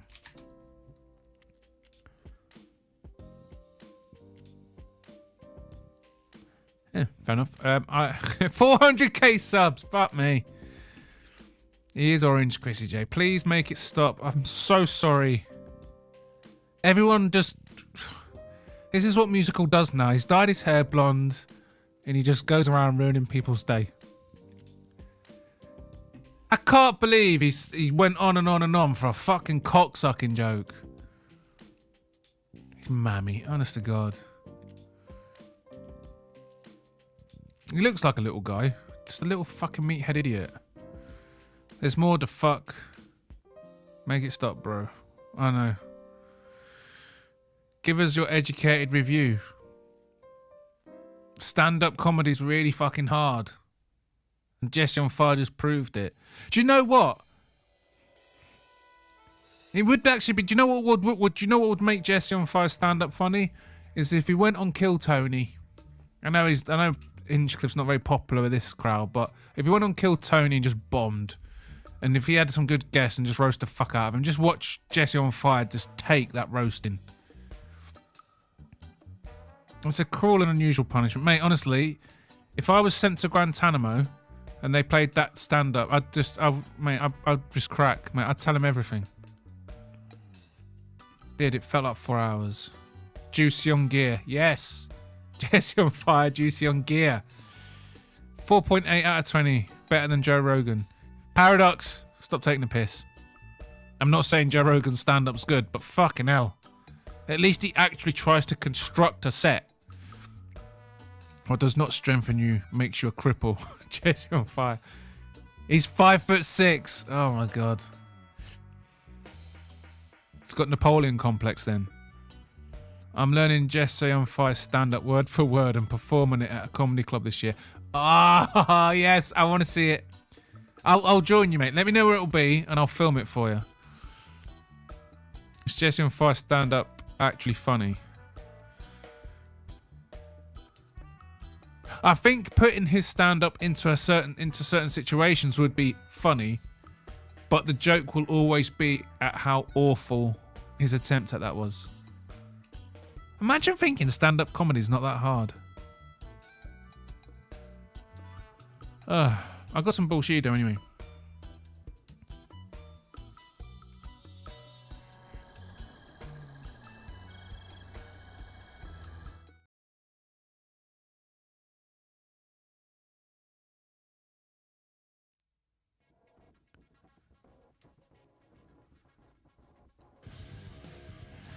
This is my gym. Welcome to my gym. Do you like my gym? I might need help. Yes, Brutally and Fight Night Frank, you're helping too. Yes, mate. Wait, I'd love to meet these people in person. Yeah, let me. I'll wear my Bodach outfit. If you stream it, if we could do it. I tell you what, musical. We can do a stream. Do a stream after it, and I'll come as myself as Bodach. Yeah, but I can smile at how bad it was. Joe Rogan comedy is just... Yeah. Joe Rogan's comedy is just weird.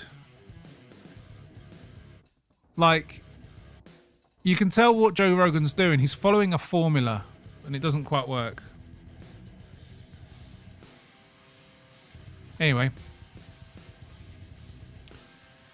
Can I please have the title shot? I'm literally defending my interim belt. No, you don't deserve it. Can we get title shots? Yeah, I don't give a fuck. Dana White privilege. This is the UFC. It's fucking bullshit. It's making me not like the UFC the way Dana White is booking things. We're not trying to find out who the best fighters are. We're just trying to get the biggest gate receipts. And I know it's a business. I know Dana White's got to make money.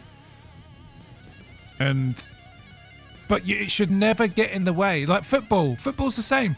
Football is trying to make money. But it doesn't mean that the matches don't still happen. And in boxing, they have mandatories, and if they don't do the mandatory, the title gets taken away. What do you mean you're not defending? All right, you're not champion anymore. You're not defending. Dana White, man, fucking hell. You can still make money while also finding out who the best fighters in the world are. It does my head in. No, I'm filming it for a vid, but we can stream after. Yes, let's stream after and I'll come as myself. Bodach. Musicals, yours definitely need to do drunk streams afterwards. Yes. Out of the Rogan gang, only Joey Diaz is funny. Joey Diaz is only funny when he's fucked up on edibles. Sober Joey Diaz isn't very funny. He needs to be drunk and stoned and unhinged.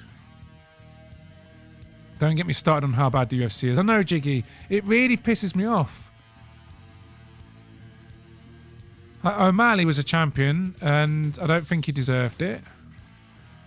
And why is Mike Carno? Like, the thing is about Dana White, right? What really pissed me off about the last card is that a fighter pulled out and he shifted everything. Everyone got shifted around. Fuck off. If a fighter pulls off, you call that fight off. That's it. How many of there were two fights that were shifted around, so they went for a training camp, training for someone else. Why the fuck is Mike Carno in a title fight? What was he ranked? Like 9 or 10 or something? Nah. And it's when they did the same when Hamzat missed weight by like 50 pounds. It's like they just changed all the fucking card around at the last minute. Fuck off, Dana. If they don't make the weight, cancel the fight, give the fighter who made weight all the money, and let him fuck off with a default victory. If you miss weight, give the other fight the victory. Give the other fighter the victory. That's what I think it should be. You miss weight, you lose the fight. It goes down as an L on your record. That's what I think. You're a fucking professional fighter. Make fucking weight and get there. If you're injured, it's different. But you don't fuck around with the card. You just cancel that one fight. Pisses me off, man. Dana White, it does my head in. The cult of personality. He runs a UFC like the WWE. Dana distracted by power wank. I know, fucking power slap does my head in. Don't give me... Yeah. Nah, Gaz, he's just as cringe. Happens to the best of us, Gaz. What were you talking about? I've actually laughed at Jerry before. He did Jiffy cooked him what? Good. He did Jiffy cooked him good. So I'm outraged. We need the Gagani brothers. Who are the Gagani brothers? Let me have a look. Oh yeah, you're... So, let's get through this. Let's get through it.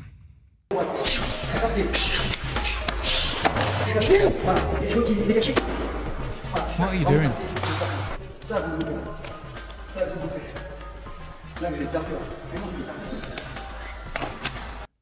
Imagine being at that range with a chin wide open and not going for a hook. A straight up boxing hook across the chin. The guy will flatline on he'll fall on his ass, sparked out. Instead, he wants to do some fucking Jackie Chan bollocks.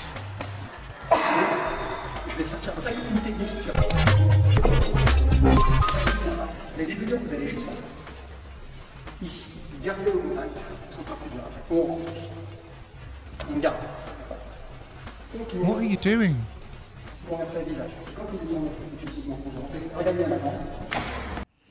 There's a class full of people, and some of them, look, they've got like an orange belt there, a yellow belt. They're actually turning up week in, week out and learning this fucking bollocks. Mate, one class, one boxing class, and you're going to learn how to throw a hook and a jab, and you're already better, you're already better equipped than this fucking idiot. Pour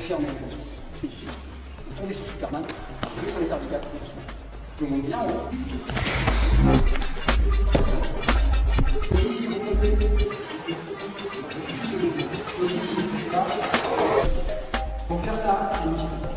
Tu montes souvent des médicaments.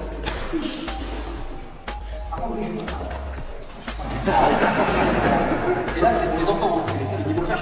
L'intérêt, c'est que quand je vais kicker, vous avez vu, je fais rien. Yeah, because your average dickhead in the car park's just going to stand there with his fucking head right. They're going to be fucking windmilling in or moving around or know anything about fighting. They're going to be ducking and weaving and throwing some fucking hooks at you, mate. You're done. This is nonsense.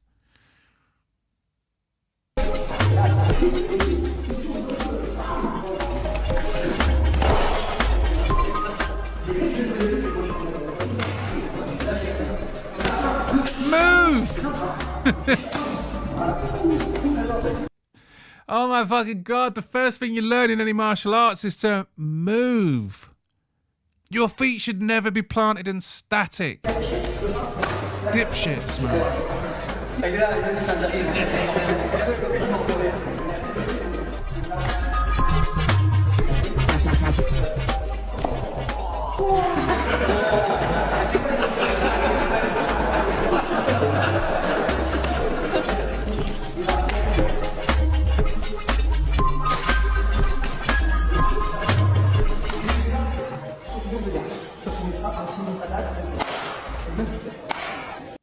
I want to go to this class, man. I want to go to this class, and I want to be demonstrated on, because I wouldn't let me. I'll just go straight for a fucking double leg. Look at him. Look at his fucking stance. Look at him. There's no way he's gonna fucking defend a double leg takedown from that fucking position, mate.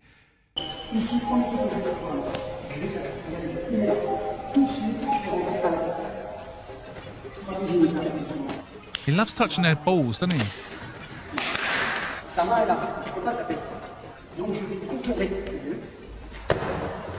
He loves the fucking balls. He loves the balls.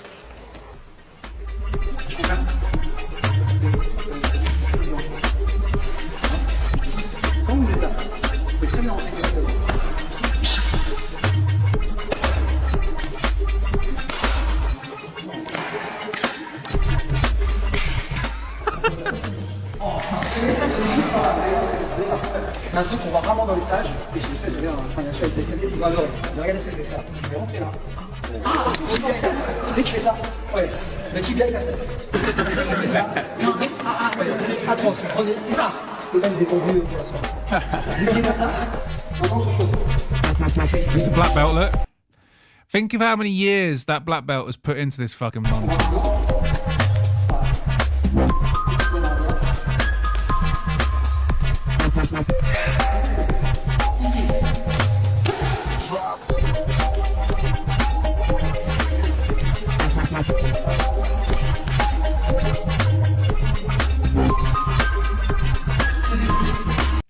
Have you ever seen a fight and people react this way? No, it's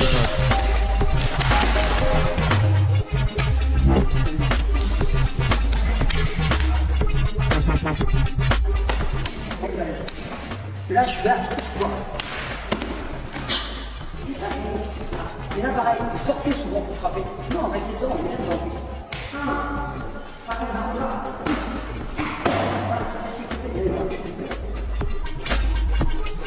That's the first fucking almost hook he's thrown. That's the first. Oh, that's the god, this Jackie Chan bollocks. Boxing, Muay Thai, Jiu-Jitsu, and if you like crotch sniffing, doing a bit of wrestling, that's what you need to learn. This fucking Jackie Chan bollocks is not going to help you in the real world.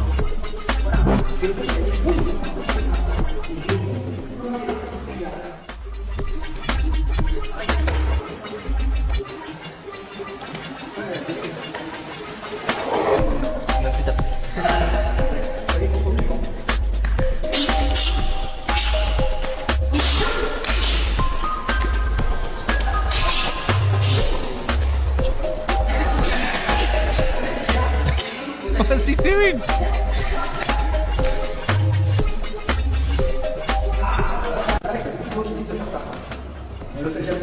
I'm just going to double check how long this video goes on for, because I'm getting bored of it now.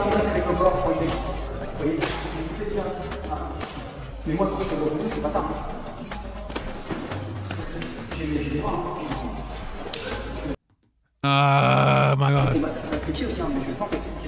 Fake BS, yes, guys. Aspinall's last fight was July. If he has to defend that interim belt again, it's fucking disgusting. This is greater than UFC. I don't know, Ron. Legit. I mean, he's wearing his nan's scarf. Like, look at him in the red. He's wearing his nan's scarf. Is that what you do? That's like this. You graduate, you get your yellow belt, you get your blue belt, you get your red belt, then you get your brown belt, you get your black belt, then you get to wear your nan's scarf. Wow, dead leg, such mastery. Incredible technique.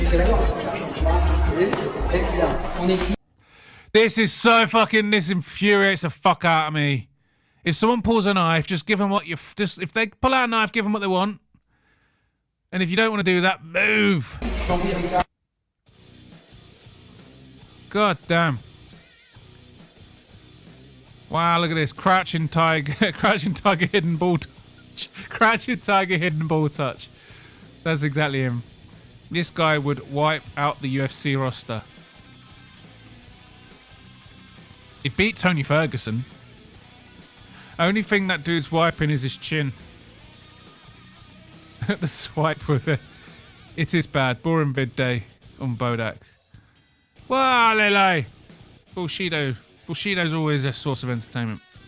John Fury has rang a member of my team and informed us that he will only let Tommy fight me if I send a public apology to them.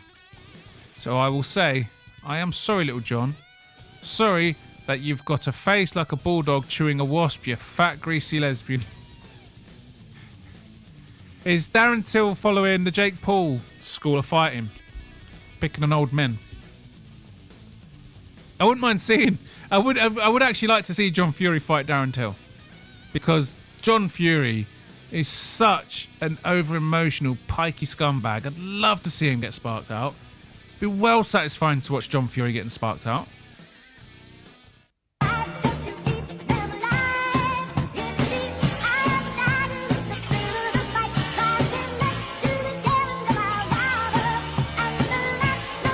Yeah, mate.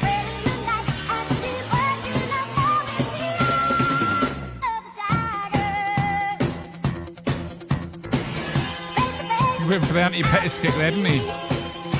And again, he wants the Anthony Pettis Showtime knockout, doesn't he?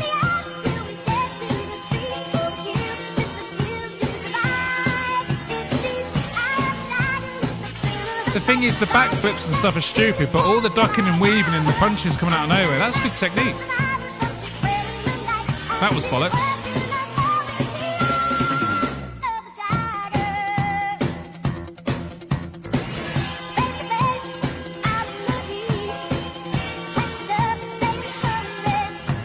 Oh, there's a musical, look.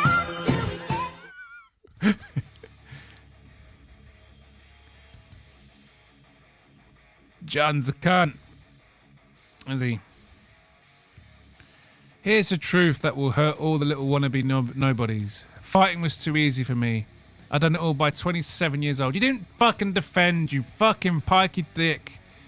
You old man bashing, cokehead pikey scumbag. You ain't done fucking nothing, mate.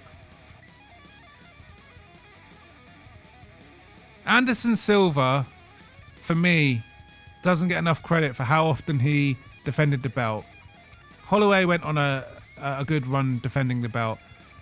Real champions defend the belt. He tapped out, he got sparked out, he hasn't won a fight in how long? Goddamn fucking Conor McGregor. But if I'm able Worse to than take your Cheddarhead. face off, How come all the scary guys are the nice ones? if you are intimately familiar with violence and you are capable of violence, the less you have to prove and the less amount of violence you have to do to ever be successful at anything. You know, my family will never know the amount of violence I've done to understand like how soft and gentle I am to them. You know, like my kids have never seen a harsh hand out of anger or out of fear or an ego position. Jordan Peterson talks extensively about a man being pushed to his absolute limits. He should be capable of doing violence, and he's a good person because he chooses to be kind. Like, if you're not capable of hurting somebody and you don't hurt somebody, that doesn't mean you're good. That just means you're useless. But if I'm able to take your face off, but I choose to be kind and gracious and giving and selfless to you, now I'm good. Exactly. Men should be capable of violence. It's when they choose not to be. So that's what makes them good. That's why Anderson Silva is a GOAT. Yes, mate. Anderson Silva, that fucking win streak and the amount of defenses he put on, that's a special. It's a special run, that is. Capoeira can be used in MMA only if you have great takedown defense. I mean, it is risky though, isn't it? Going in for takedowns and stuff while they're fucking throwing themselves around.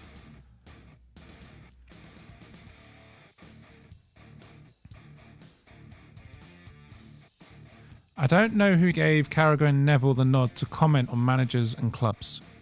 Carragher never won the Premier League, but thinks he knows what teams need to win one. Neville flopped at being a manager in a 6-month stint and had to run to Sky Studio. Fucking hate these two. I don't watch Sky. When I watch the football, I always look for the foreign streams. If you go to BN from the Middle East, they've got Andy Gray and Peter Keys. The old Sky team, still doing a good job, but not a woman fucking pundit in sight. Not a woman pundit in sight. Go and watch the Middle East coverage. They've hired all British people, all the people who got woked out of Sky, and not a single woman pundit. Much better coverage. All men should be paradox to Chad, is essentially what he's saying. Fair enough. It's paradox, you dangerous, mate. And Anderson gets crazy style points. Oh, no. Anderson had fun with it. He did have fun with it. And the thing is about Anderson, he gets a bad rap for having some boring fights, but I don't think that's fair. Like, Israel Adesanya was the same. It's like, when you're the champion, you don't really need to take the impetus and chase a fight. It's on the challenger to come and get it. But yeah, the bloody run of Anderson Silva, goated. I watched the montage of all the fights on the UFC YouTube channel, like literally the other week. I do actually find myself, I watch more old fights on UFC YouTube channels than I would on the actual pay-per-views. I love going back. I like One of my favourite rivalries is a Tito Ortiz and Chuck Liddell. I love rewatching those fights. There's just something about watching Tito Ortiz getting sparked up by Chuck Liddell. It's so satisfying. I love it. USA tied England in the last World Cup, didn't they? Did they? I think we got to the semi-final, didn't we? We got to the final of the Euros. Never win. Sky Sports has gone to absolute shit. Yes, I can't watch Sky Sports. And fucking Jamie Carragher, he's a right fucking bellend. He says dumbass shit, and then the other pundits like call him out on it. He turns to them and like stares them down like he's trying to intimidate him. He's such a bellend. And I'm saying this as a Liverpool supporter. He's a fucking bellend of a man. He got a little bit of roasting when he's pulling out of the training ground that time. You remember he fucking spat on someone. He fucking spat on him. He's a piece of shit. And obviously Gary Neville's just a fucking scumbag. The World Cup is next year, isn't it? It is, yeah. Sky Sport, yeah. GSP never gets shit for boring fights by the new fans either. Thank God for IPTV. I know, Jiggy. Fucking hell. I didn't like George St. Pierre. I mean, he ruined his legacy with the retiring, unretiring, retiring, unretiring. GSP could have been one of the greats, but apparently Sky's gone bankrupt. I fucking hope so. Is Sky Sports like ESPN for the UK? Yeah. And it's just this bollocks, man. It's like the British coverage is so stupid. It doesn't matter where it is on. It's like, oh, you have to get a woman on board. Nobody wants the women there. Like, there's a place for it. Women's football, women pundits, sure. Men don't want to watch the men's game and listen to female pundits talking about football, and they're always so bad at the job. It's like, just get the fucking women out of sports, out of fucking football coverage. It doesn't help the female game either. You don't watch a female pundit and go, oh, I'll check out the female football next week. No. I'll check out the female football when the standards improve.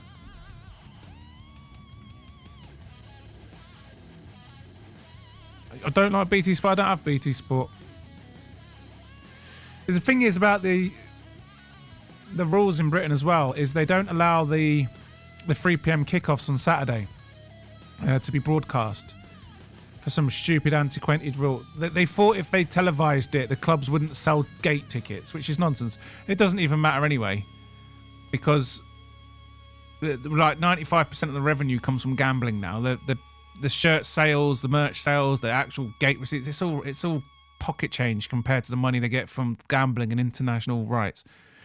And it's nonsense. So if you get like a BT Sport or Sky Sports sub, you get like what 10 odd games a month or something, and out of that your team will be 1 or 2 of them if you're lucky. Yet you go online to IPTV and you can literally watch every single match, even the Championship and lower league. You can go and watch every League One match.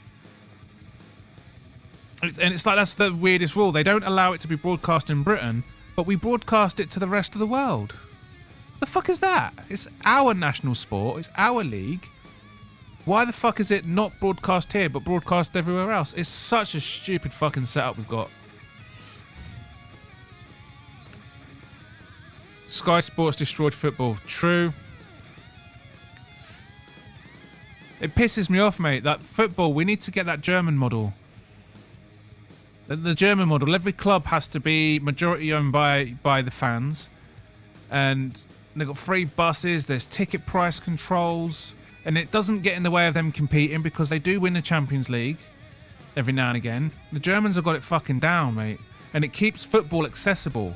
Like kids in the UK, they got no access to football. What? If you support a Premier League team, yeah, good luck taking your kids to the football week in, week out. You're looking at a few £100 a ticket. A few £100 fucking quid a ticket. Oh, but you can't afford that. All right, well, just watch it on your poor family. Let's watch it on the telly. Well, you can't. Because even if you got the sub, you're only going to see 5 or 6 of their matches throughout the season. They've made football inaccessible, and it's showing because it's not inspiring the next generation because they've got no access to it. US women's team are goated. Well, yeah, they do win. Black cord, what do you mean? I'm a black belt in capoeira. Do you do all the flippy stuff? Overpaid, overinflated egos. Players are soy and soft and a bunch of woke cunts. Yeah. Can't argue with that. Messi, Ronaldo, Ronaldinho, Slayton, Giroud, Neymar Jr. This is a great meme. If you're into soccer, football, whatever you call it. It's football. American fucking football. Imagine calling your fucking sport football and they throw it. They pick it up and run. They pick it up, throw it and run with the ball. Hardly ever touches a fucking foot. Why the hell is it called football? You see, football, as the English know it, guess what they do for 90 minutes? They use their feet to kick a ball around. It's called football. And if they pick it up with their hands, that's actually a foul. They actually use their feet to play the ball.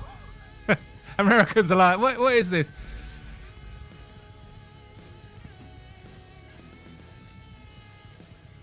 Yeah, and they don't need to charge the prices to do with it. They don't. Most of the revenue comes from gambling. Lockdown ended my interest in football. Without the crowd, it showed just how average the uninspiring the players are. I can see that, guys. The thing that got me out of football was the taking the knee. When you see all the captains wearing their rainbow armbands and at the beginning of the match they take a knee, that's what did it for me. I was like, what the fuck are you doing? What are you doing? And any player that was like, nah, fuck, this is nonsense, they'd get benched. Damn, didn't it was like that in UK? Yeah, it is, Mark. It's fucking mental the way we don't... Our national sport, the one we invented, is inaccessible and overpriced, while the rest of the world gets it nearly free. Absolute fucking stupid setup. First chat where you can call football football. Fucking soccer. I know. Soccer! No wonder the Americans don't like the sport. How can you get on board with a sport called soccer? Like soccer to you. Like, what the fuck is soccer? Soccer. Soccer. Football. It's a contact sport. And football's amazing. It's such a good sport. Look at the NBA. You have to be the tallest fucking player. The tallest people win it all. Then you look at American football, you got to be a big muscly guy, and you got to be a big muscly fucker. Right? Now you look at football. The two greatest players of the generation of the last 20 years, Messi and Ronaldo, one's a little fucking midget and one's a strapping 6'2" beefcake, yeah? Football's for everyone. Doesn't matter if you're tall, short, as long as you've got skills. As long as you've got skills, you can make it as a footballer. It's a beautiful sport, and it's a really, really good fucking sport. The BLM and rainbow stuff in football is cancer. It really is. Yeah, calling it football is retarded. They almost never kick the ball. Exactly, Gaz Ninja. They kick off the ball at the start of the game. That's it. When they were naming the sport, it's like, well, we start with a kick. It kind of touches the foot. Let's call it football. Oh, but the British have got a game called football. Fuck the Brits. Fuck the Yanks. Fuck the fucking Limeys. They're calling it football. Yeah, but it'd be more... A more suitable name would be handball. Or hand egg. It's not even a round ball. We could call it stupid rugby, because we're not man enough to do it without all the padding and helmets, because in rugby you do it with just your fucking shirt. Rugby's a sport of real men. I don't mind basketball so much, but it is, you have to be genetically gifted to make it as a basketballer. Like, you got footballers, you got people like fucking James Milner, and you got Wood for Nottingham Forest right now banging in goals. He's got no right being, he looks like a paint and decorator. You got like Peter Crouch. You got these gangly creatures. Anyone can be a footballer. You just need the skills. Guru always roasts football. Ugh, it's a shame. Same with football. They got wimps like kickers and punters, and we get fatzos that block. Wimpy memo. Rugby for pussies. Rugby, mate. All right, go on, Gaz Ninja. Just stand still and let a rugby player tackle you. Current Kaka. Prime Kaka or Prime Grealish? Current Kaka. Honestly, 100 million they paid for fucking Grealish. 100 million! He's done nothing. Oh god, here we go. I do not recommend you do this. Remember, you reap what you sow. do this only as a last resort in the octagon. So, you got this one guy you want to put down real quick. So, oh yeah, I would go either back fist, then elbow to the head, or if you're left-handed, like some people would go, then back face to the face and follow up with a elbow to the side of the head. Now remember, you reap what you sow. See you around.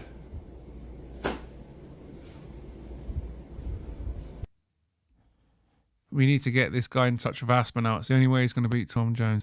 Call it handball. It's handball. We're not changing the name of football. They should do Western Mass Climate. It's a ridiculous name for the sport that hardly ever touches a foot. Rugby for pussies. Honestly. It's like the manliest sport in the world. Pep killed Grealish. Probably. Pep Guardiola. He's a fucking... What is he? He's a checkbook manager.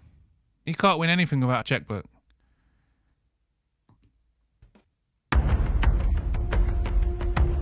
Los auxiliares de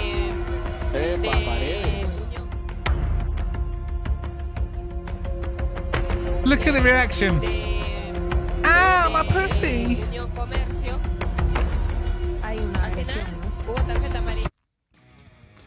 American football is boring. Western, it just is. It really is. I watched the Super Bowl and I was like, they spend most of the time standing around, talking, timeouts, prepping. Then all of a sudden something happens for about 10 seconds and then you gotta wait 5 minutes again until they do something else.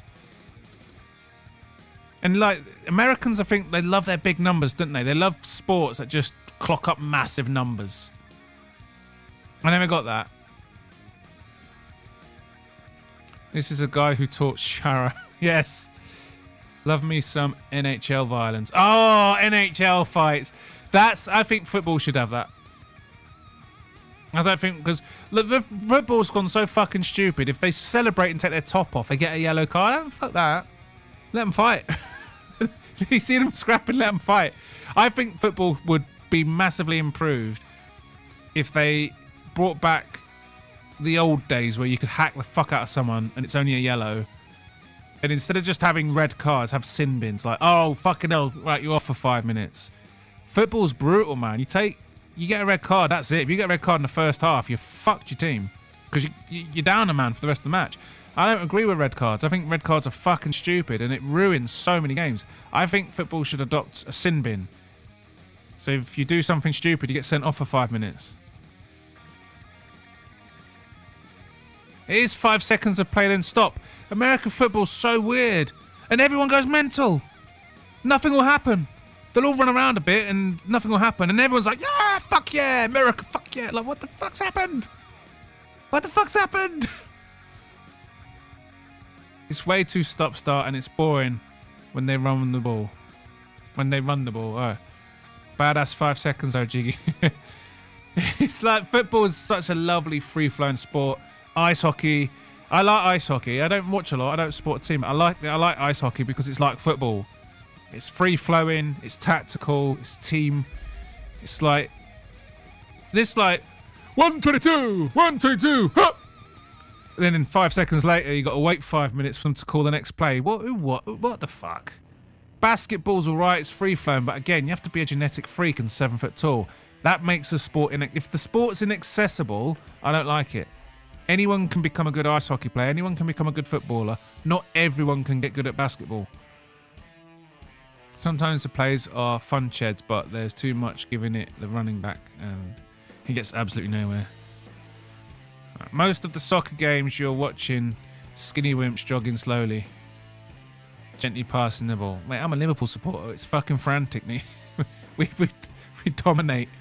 We dominate, me. We're like having like 20 to 30 shots on target every match. They turn the gym into a fucking fight. Look at this. Oh shit, oh shit. Look at them ganging up on him. Jesus Christ. Darts.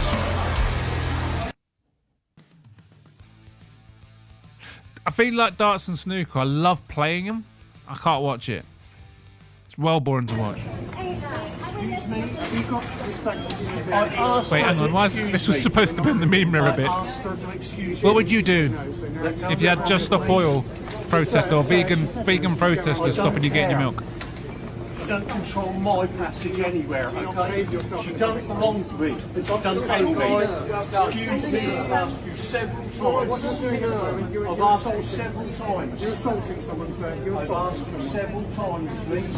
I've asked you nicely. You've not been promoted. You've done. I can get it. I can get it for you. I want to go down that way. Yes, and you can go around and ask her several times nicely. She said no. Fucking hell. Just ram through the fuckers. Seriously, football is boring, soccer is worse.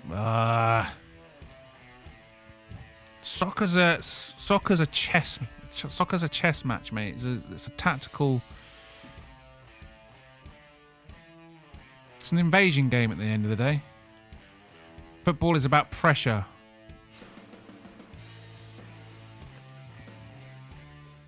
The thing is about football is you can have a game that ends 5-0 and be boring, and you can have a 0-0 draw that's entertaining. Football is how they conduct themselves. There's elements of the modern day football that I don't like. A lot of teams play the same way, and sometimes can be too tactical. But Americans think the games are way more boring than they actually are. Yeah, it's true, Diggy. Only the real ones know Classic is the most based game. I've never had a Classic. Crowd makes darts. The crowd. It does actually make darts. I did watch the finals. That was pretty funny. Not funny, but yeah, the crowd. All sport can be boring. Of course it can. UFC fans give it a pass for how boring it can be. Do you know what? I never watch UFC live anymore. I can't do it. I can't do it. When you watch it, right? When you watch it on the rerun and I skip everything. I skip everything.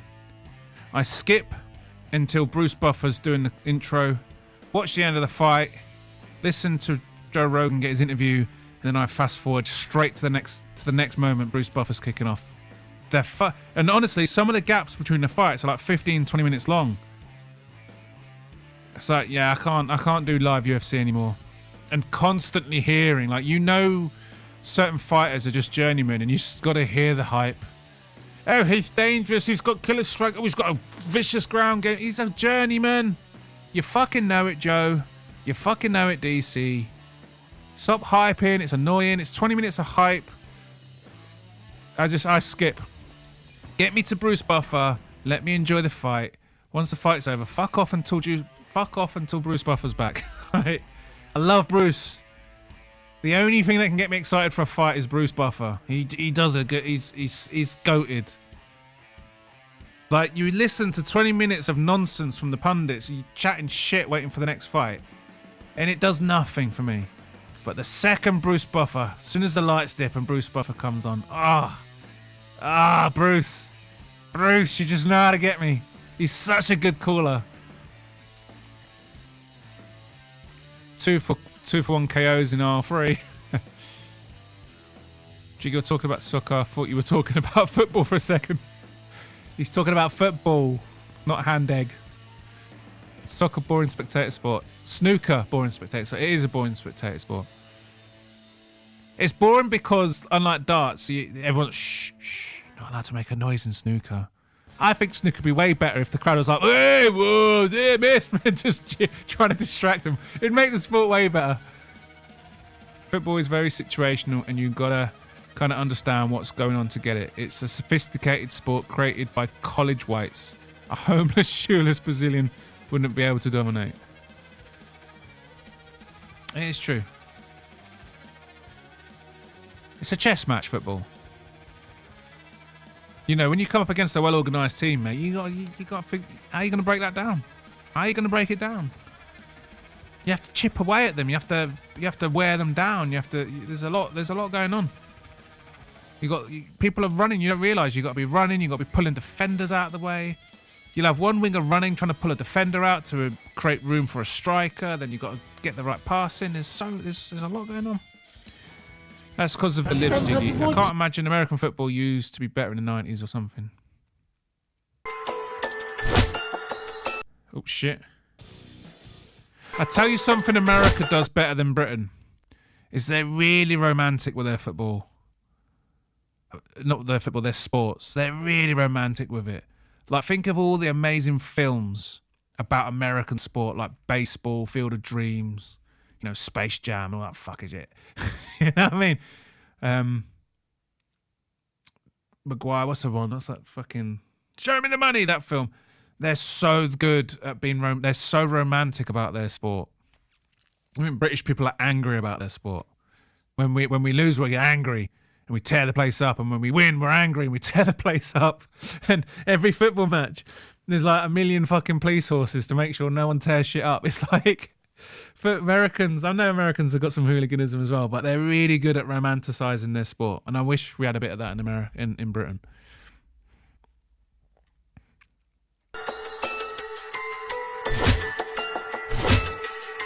Perfect KO! Oh, you dirty cunt. You dirty cunt. Have some honour. Live UFC is best when you watch it with friends, cooking food and having smoke breaks in between fights. Makes it a vibe. But I hear you, it gets repetitive and redundant. Oh, mate, couldn't agree more, Farah, but I don't know many people into UFC in person. I mean, Jasper joins me, brings his missus, but she's not really into it. She feels sorry for them. She feels sorry for the ones that lose. But yeah, live UFC with mates and that. Yeah, that is good. It's just when you're on your own, it's like, oh god, just get to Bruce. Give me Bruce. Only Bruce can get me going for this fight. So Gio, and most of the quarterbacks are shit. I don't know. That's another thing. It relies so much on a quarterback, doesn't it? Like, you have to have this one quarterback, and whoever's got the best quarterback wins. UK has films on football violence. Exactly. America has sports films that are so romantic about the underdog rising up and beating the evil dominant team. And Britain has football hooliganism. Films about football hooliganism.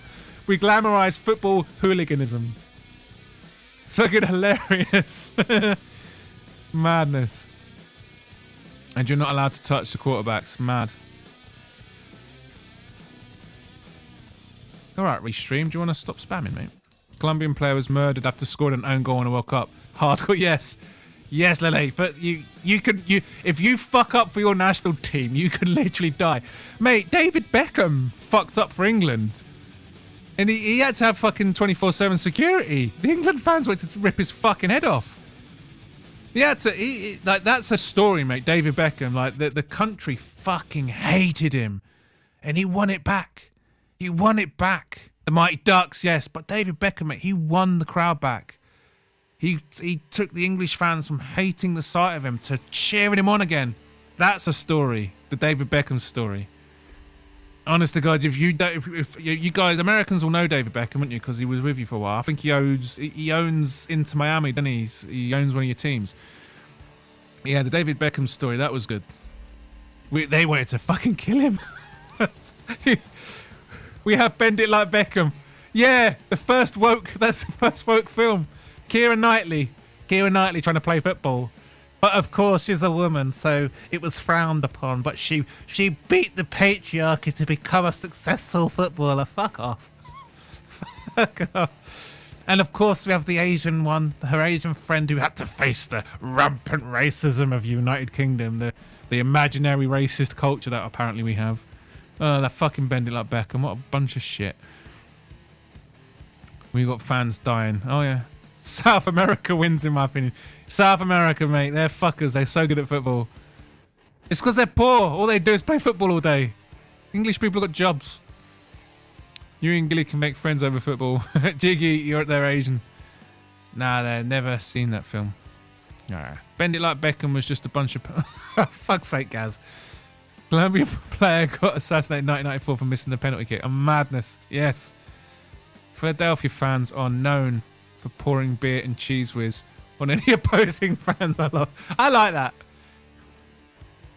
Guy's saying how it's faking it. Is that? Did Saddam Hussein execute his entire national team for losing in the World Cup? That was a myth. That was a myth. Saddam Hussein. I can't remember the story, but I'm pretty sure it was a myth. He did. I know he did something quite harsh, but he didn't kill him.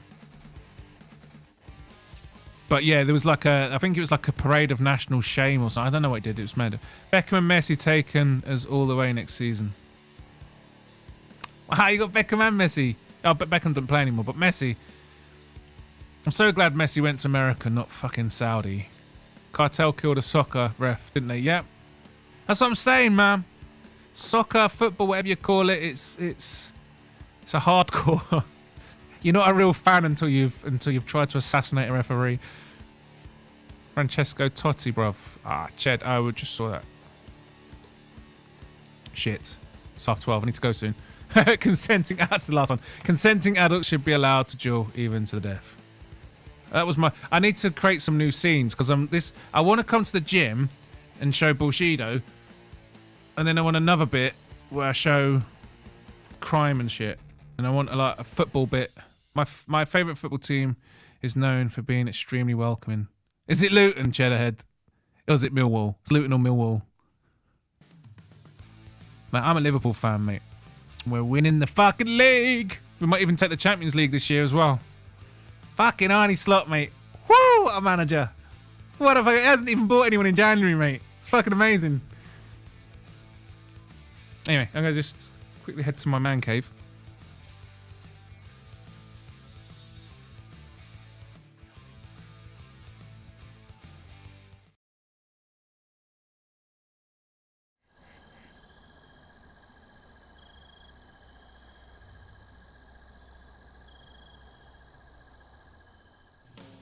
Still tingling, man. Fucking hell, Jasper. Anyway, guys, I'm going to call it a night. Join me on first. Like and subscribe and all the rest of it. Like and subscribe on any other channels you got. It would really help me out. Join me on Thursday for the quiz. Just a general quiz again. And join me on the 6th for the next MMA quiz for UFC 312. It's 312, innit? Oh, 313? You... I can't even bloody remember now. UFC 312. Yeah, hopefully Gilly's gonna come on.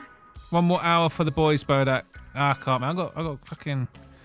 I got to put Jasper to bed. He's got work in the morning. Liverpool. Gilliano, what's your favourite soccer team? Not in a million fucking years. No. Gilly, you think Rashford is the GOAT, so your opinion is invalid. Gilly, do you really think Rashford is the GOAT? Rashford's fucking useless. Not going to win UEFA, but they'll take the Premier League this season. Oh, man, I don't know. Liverpool are the dominant team this season. They're at the top of the Champions League in the new fucking Champions League format. What the fuck have they done to the Champions League? Tell me how it's different. You have this one big league table, but you have to face a few from the top, a few from the middle, a few from the bottom. How is that any different from the old setup? The old setup was fucking perfect. Little mini leagues with 2 qualifying. The top goes for the tops and the seconds. The format's fucking bollocks. But anyway. He doesn't think Rashford's a go. That's alright then. Good night. Peace, Barrett. Thank you for the stream. Thanks for joining, Frol. Thanks for joining, Ron. I said he's carrying Man United. Nobody's carrying Man United, Gilly. They're in such a state right now. And I do miss the formidable force they once were, because, you know, you want your rivals to be at their best. That's because when you beat them, it means more. Great show, man. Thank you, Western Masclam. I appreciate it. When's Musical going live? Musical, you going live?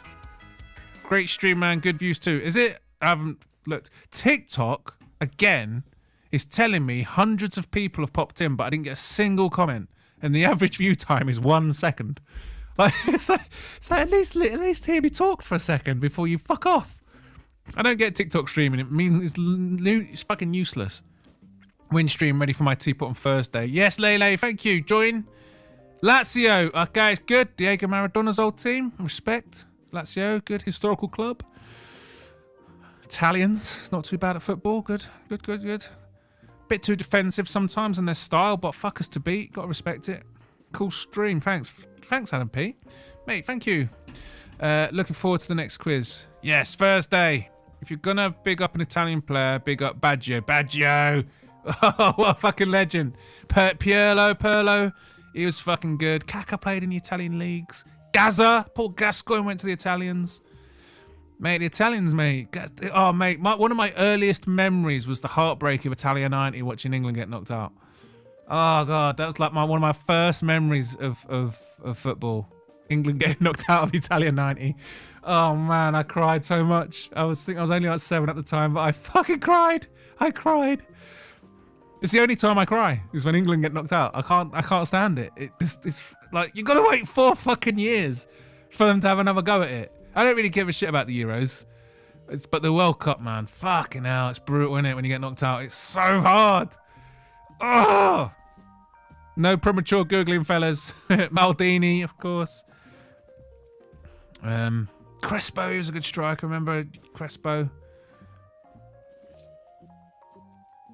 The new format is the Champions League format. What the fuck? Anyway. I gotta go. Right, yeah, cheers, guys. Like, subscribe, and I'll see you on Thursday.